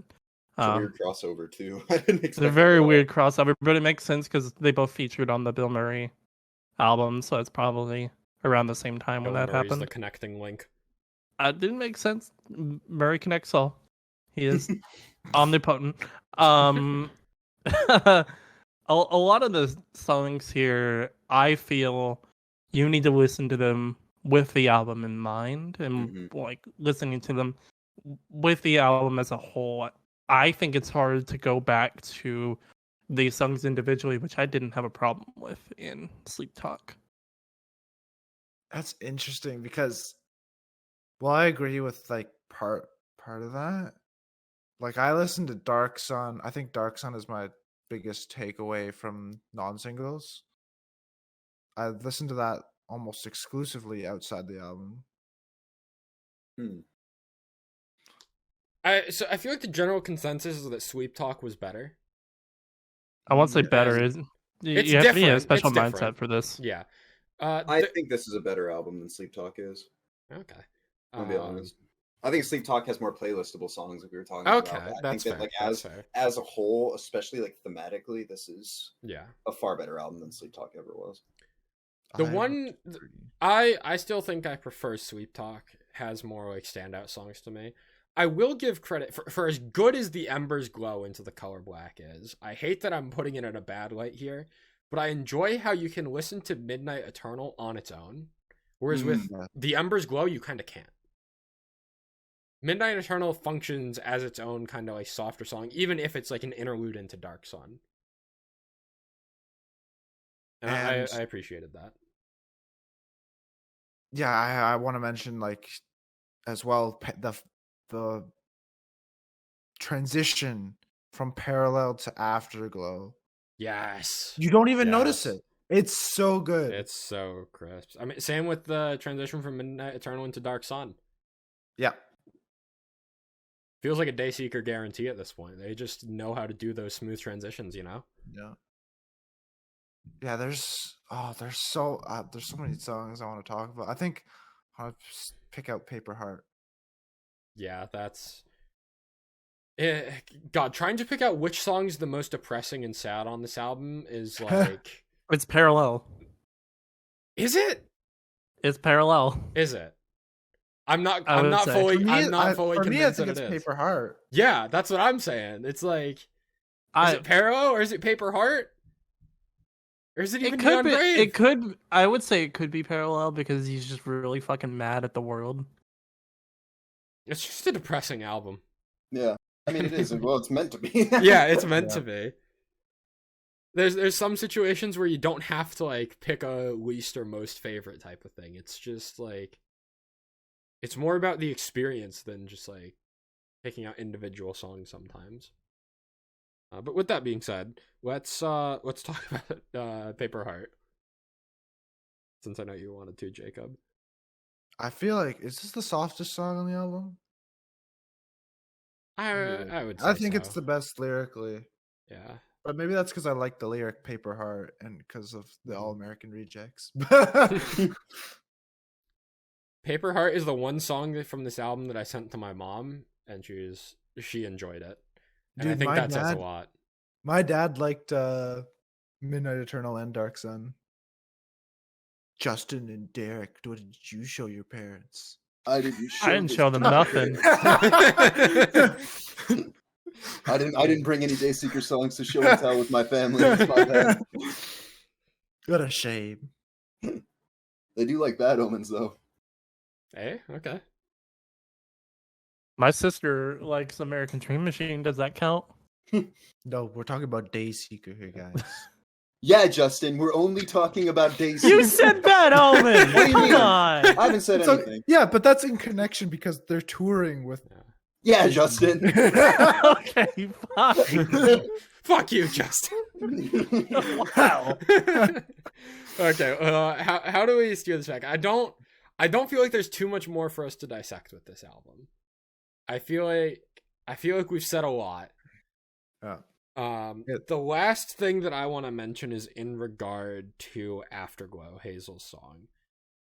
When you get that streak of Quicksand, Paper Heart, Crying While You're Dancing, and Parallel all being very soft, minimal guitars, and like calmer drums, for Afterglow to come in as this like inspirational, uplifting ballad, it's so powerful. I feel like there's a lot of albums that will end on a more somber note. I'm thinking of like the I Prevail album from earlier this year that ended with the acoustic song. Sleeping with Sirens ended with the acoustic.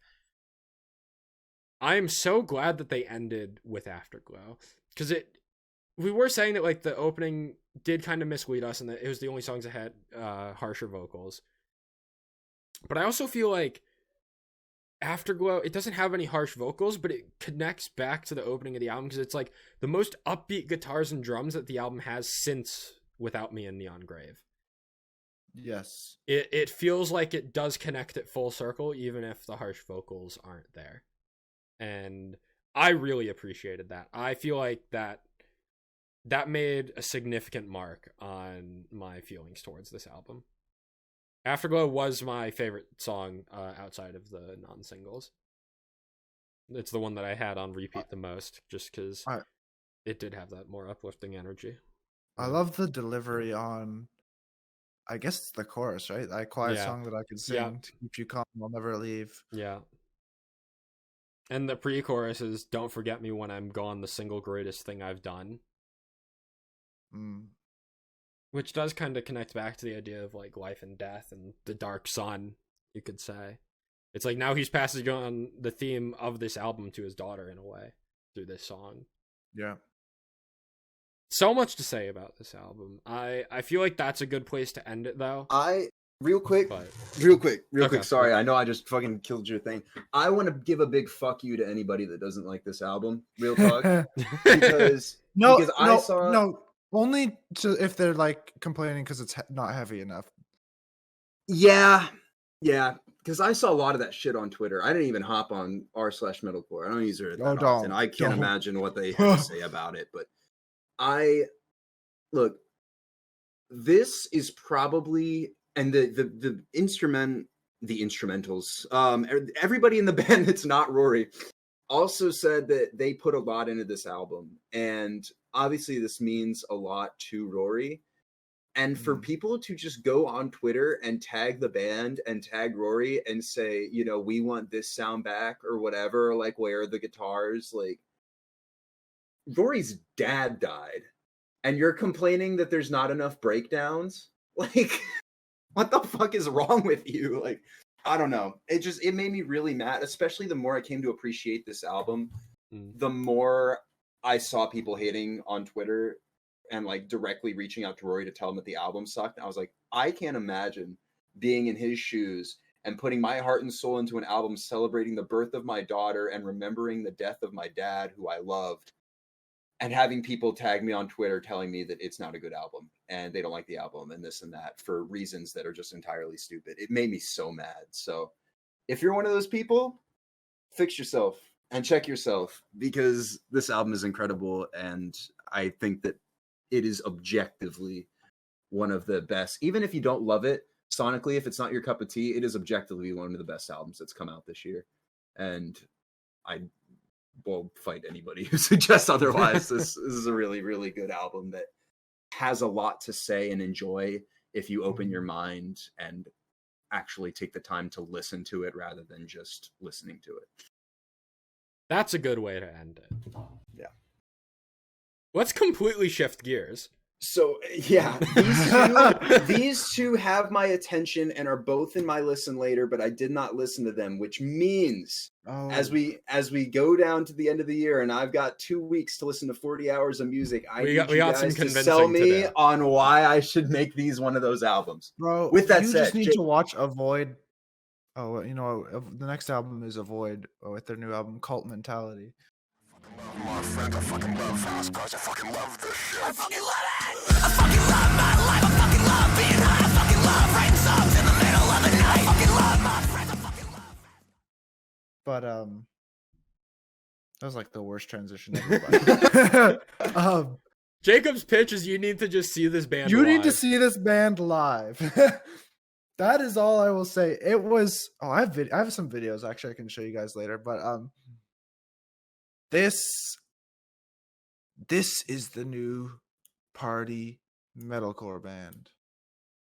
They're screw Attila, no, I'm not gonna say screw Don Broco, but yeah, you know, because Attila's full of pieces of shit. Don Broco's at least got nice people with good music. This album is so fun. There's sax solos. There is a sax solo. I can. There is a sax solo. There is one, and it's my favorite song.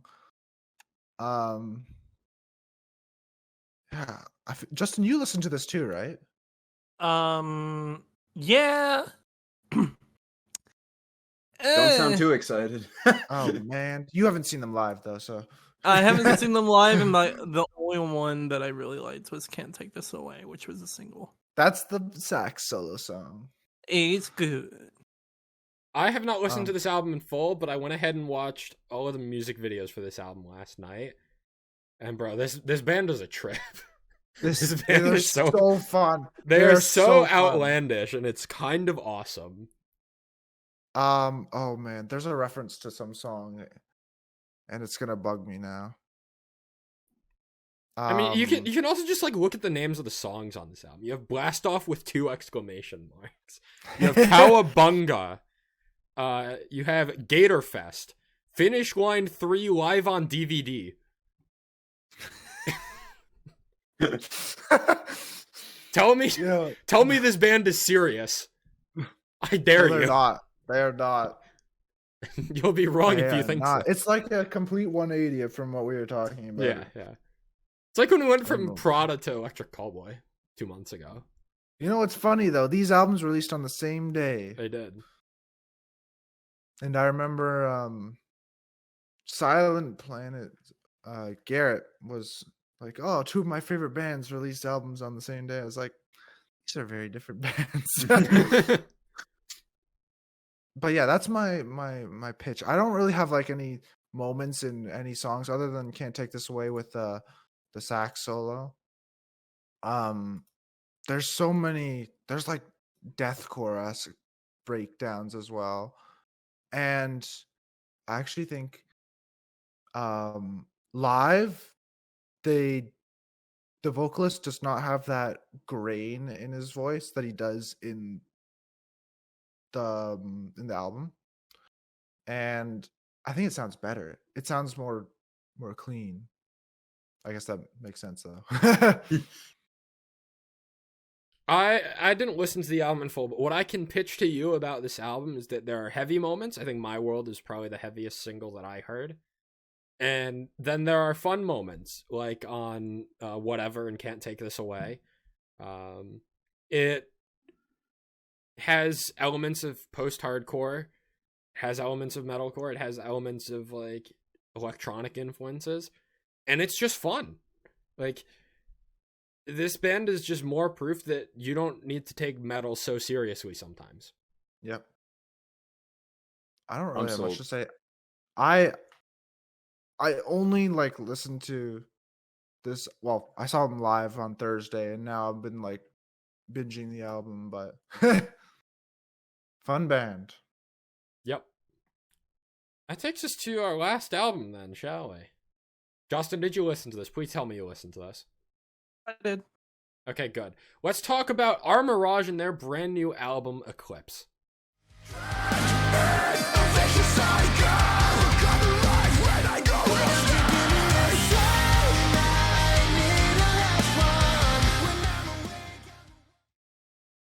I enjoyed this more than I thought I would. Hell yeah. I only listened to it this morning, though. I still don't think I have fully been able to process this album. And I think a lot of it comes down to a single song, and it's Awakening. It's the opener of the album, and there's some mysterious rap feature to start the album. Unless that is Timo. Unless that is Timo, and I'm just like tripping. But it does not sound like Timo, and those are the first words that you hear on this album. And that threw me for a fucking loop. But with that being said, I think that's kind of what put me off on the album at first was that song and not expecting it. But like even with that being said, Awakening is a solid song. It's just, it threw me for such a loop, and I've only had like a little over 24 hours to process it. That I don't fully have my thoughts on this album like settled yet.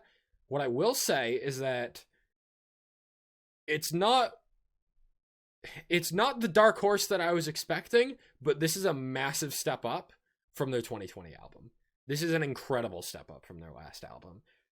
There's so much more diversity here in songs like Help Me Out, which we mentioned as a single, Vicious Cycle, Awakening with that little rap bit, Suffocating has a bit more of a slower build up to it. It's not the same formula every single song, which was one of my biggest gripes with this band in the past, that it felt very formulaic. And even like lyrically, it felt very formulaic of always talking about like anxiety, depression, suffering, that kind of stuff, just in very like similar yet different like lyrics. It all sounded like the same. This album doesn't. This album, I feel like there is more of a story that is being told. With the album starting with Awakening in Black Hole, it's like I'm caught in a black hole. It's like the downward spiral. And as the album progresses, you kind of accept that in a way, that you might be in a downward spiral, but it can get better. And you can do things to make it better. And I think I'm gonna ignore the closer here, but the triple threat of Help Me Out into Remedy into Eclipse is an incredible way to end this album. And then there's Summertown, which I actually thought it worked better as a closer than I was expecting it to. But at the same time, Eclipse also would have been a fantastic closer. Like, I don't think I would miss Summertown on this album. If Summertown was just released as a standalone single this summer, I don't think I would have minded that. Because I think Eclipse wraps up this album in such a nice way with the lyrics in the chorus that have really stuck with me is, tell me, will I be fighting in another life? Because every day I tell myself another lie, but I'm not okay. I'm not okay. And then it just repeats itself. And speaking of Eclipse as like kind of the closer in a way, because Summertown's its own kind of thing, Eclipse feels like the ending of the story of this album for me. It's probably my second. It's a top 3 song on this album next to Help Me Out and Calling You. I said last month that Help Me Out is one of those like almost 5-minute like epics that really feels like you're taken on a journey. Eclipse is kind of the same in that way. It feels like you're taken on a journey. It takes you like up and down throughout like unexpected like bridges into the second verse, and the chorus is changed, and then you get a sick ass breakdown as well. I haven't had enough time to fully process this, but I feel like this album has more to offer than Our Mirage has ever offered before. And this band is going to continue to grow from here. Justin, do you have anything else to add here? No, nothing that really changes my opinion compared to what you have. You basically said everything that I kind of wanted to say. Granted, I didn't get much time with this. I listened to it once in full at work, and with it just dropping yesterday, I gave it probably one more full listen yesterday.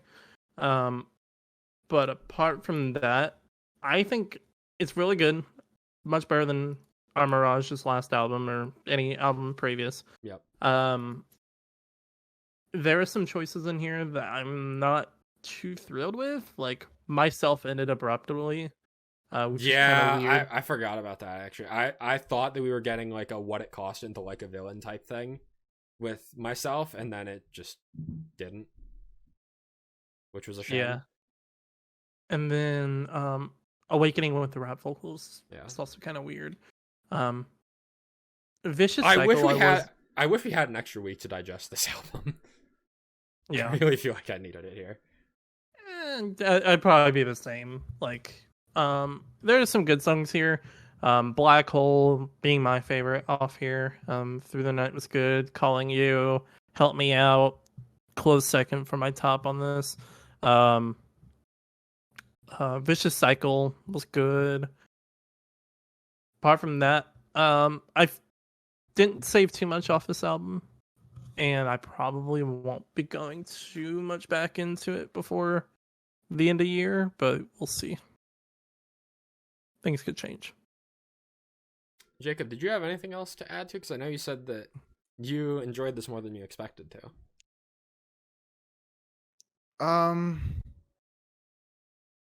Not really. I only listened to it like once this morning. And yeah, like I don't think have we talked about Our Mirage on the podcast? I probably have. We have. We talked about some of the singles. I don't remember anything. And yeah, I think I'd revisit this. Derek, did you listen to any of their previous albums? Ooh, yes. God, what was it? I've heard Unseen Relations. I can remember the name of it. What was your opinions on those? Nothing really stuck with me. It was kind of one of those albums in 2019 that faded into obscurity. Definitely one where I was like, oh, this band's got potential, which is why I was excited to listen to this. I just didn't get the chance to. But it sounds like I should, because I'm hearing some gripes with it that sound like positives for me. So yeah, no, I would say you and Jake would probably take away the most from this album, just in general. If I had to sell you on one thing, it would definitely be like the songs I had gripes with were probably gonna be your go-tos, like Awakening, Vicious Cycle. I was gonna say, I think if there's any song that Derek's gonna love on this album, it'd be Vicious Cycle. Yeah, Vicious Cycle is probably gonna be really good. But yeah, I don't know how much more we could really do to sell you guys to listen on this, but Our Mirage stepped up their game. Absolutely. And it goes only up from here. Mm-hmm. Hopefully. Unless we get like a fucking Breathe Atlantis treatment. Don't do that, please. I've been saying for a while that like Timo from Our Mirage is like one of the most underrated vocalists in the scene. and I feel like he really gets to shine here. I like anytime that I see a Timo feature on a song, I am very intrigued, and I've not heard one that is missed. And it's just a shame that hasn't always translated back into Our Mirage, which is like his main band. This is my favorite work that he's been a part of. And similar to what you were saying, only up from here, hopefully. That's a wrap on November. We made it. We made it. I mean, it's technically not a wrap on November. We're recording this on Saturday, November 26th. And there are still a few new singles dropping throughout the next couple of days. Unfortunately, we aren't going to be able to cover them. Yeah, I know Justin mentioned one, and then like there's some other one that I can't remember. Jake, I was shocked you didn't add self-deception in this. Yeah, it's fine. There it is. There it is. I haven't said it all episode. It's fine. Yeah, in general, November was a quieter month. I feel like it usually is. Yeah. It's the calm before the storm of award season, which I swear I said that exact phrase last year too. But now we really get to dig deep into what was our favorite stuff of the year. And that's exciting. So this will be our last live stream for the year, depending on if we want to do one during New Year's, which probably not. So our plan is, of course, to do the next 3 awards shows, hopefully the next couple Saturdays. So top 5 songs of the year, top 5 EPs of the year, and the grand finale, top 10 albums of the year will be coming out throughout the next month. Be sure to follow on social media at Hivemind Radio _ on Instagram, Twitter, and definitely follow us on Spotify and subscribe to our YouTube channel. Links are in the description of wherever you're listening to this. We're still trying to Be sure to follow us. Yep. Because end of year award season is the best time of year. It was a lot of fun. And I do love messing with these guys. I'm trying to predict my list. I have your list in my I have it already, yeah. Do you? All right. No. I'm excited to hear my list from your mouth. Coming at number 10. Vision, let's go. I don't know if there's too much more to say here. That's our November recap. Thank you for listening. Be patient. We'll be back in a few weeks with our end of year awards episodes. You won't want to miss it. Nope. Oh, since this is the last live stream, the last chance I'll get to say it. If I can go listen to the Countervice single that's coming out in like a week. And the Hands Like Houses single. I'm sure we'll be talking about that in our December recap next year, but that's next year, so. And after the next episode, or after this episode, this is the last episode that the Hivemind will not have met each other. True. Yeah. Right. I shouldn't have said that. Now Derek's not going to show. Yeah, I'm gone. Knock on wood, boys. Well, thank you for listening. Hope you enjoyed the episode. And as I've said like 3 times now, you don't want to miss our upcoming awards episodes. Be sure to stay tuned. And we'll see you then. Have a good one, guys. Hi, everybody. See ya.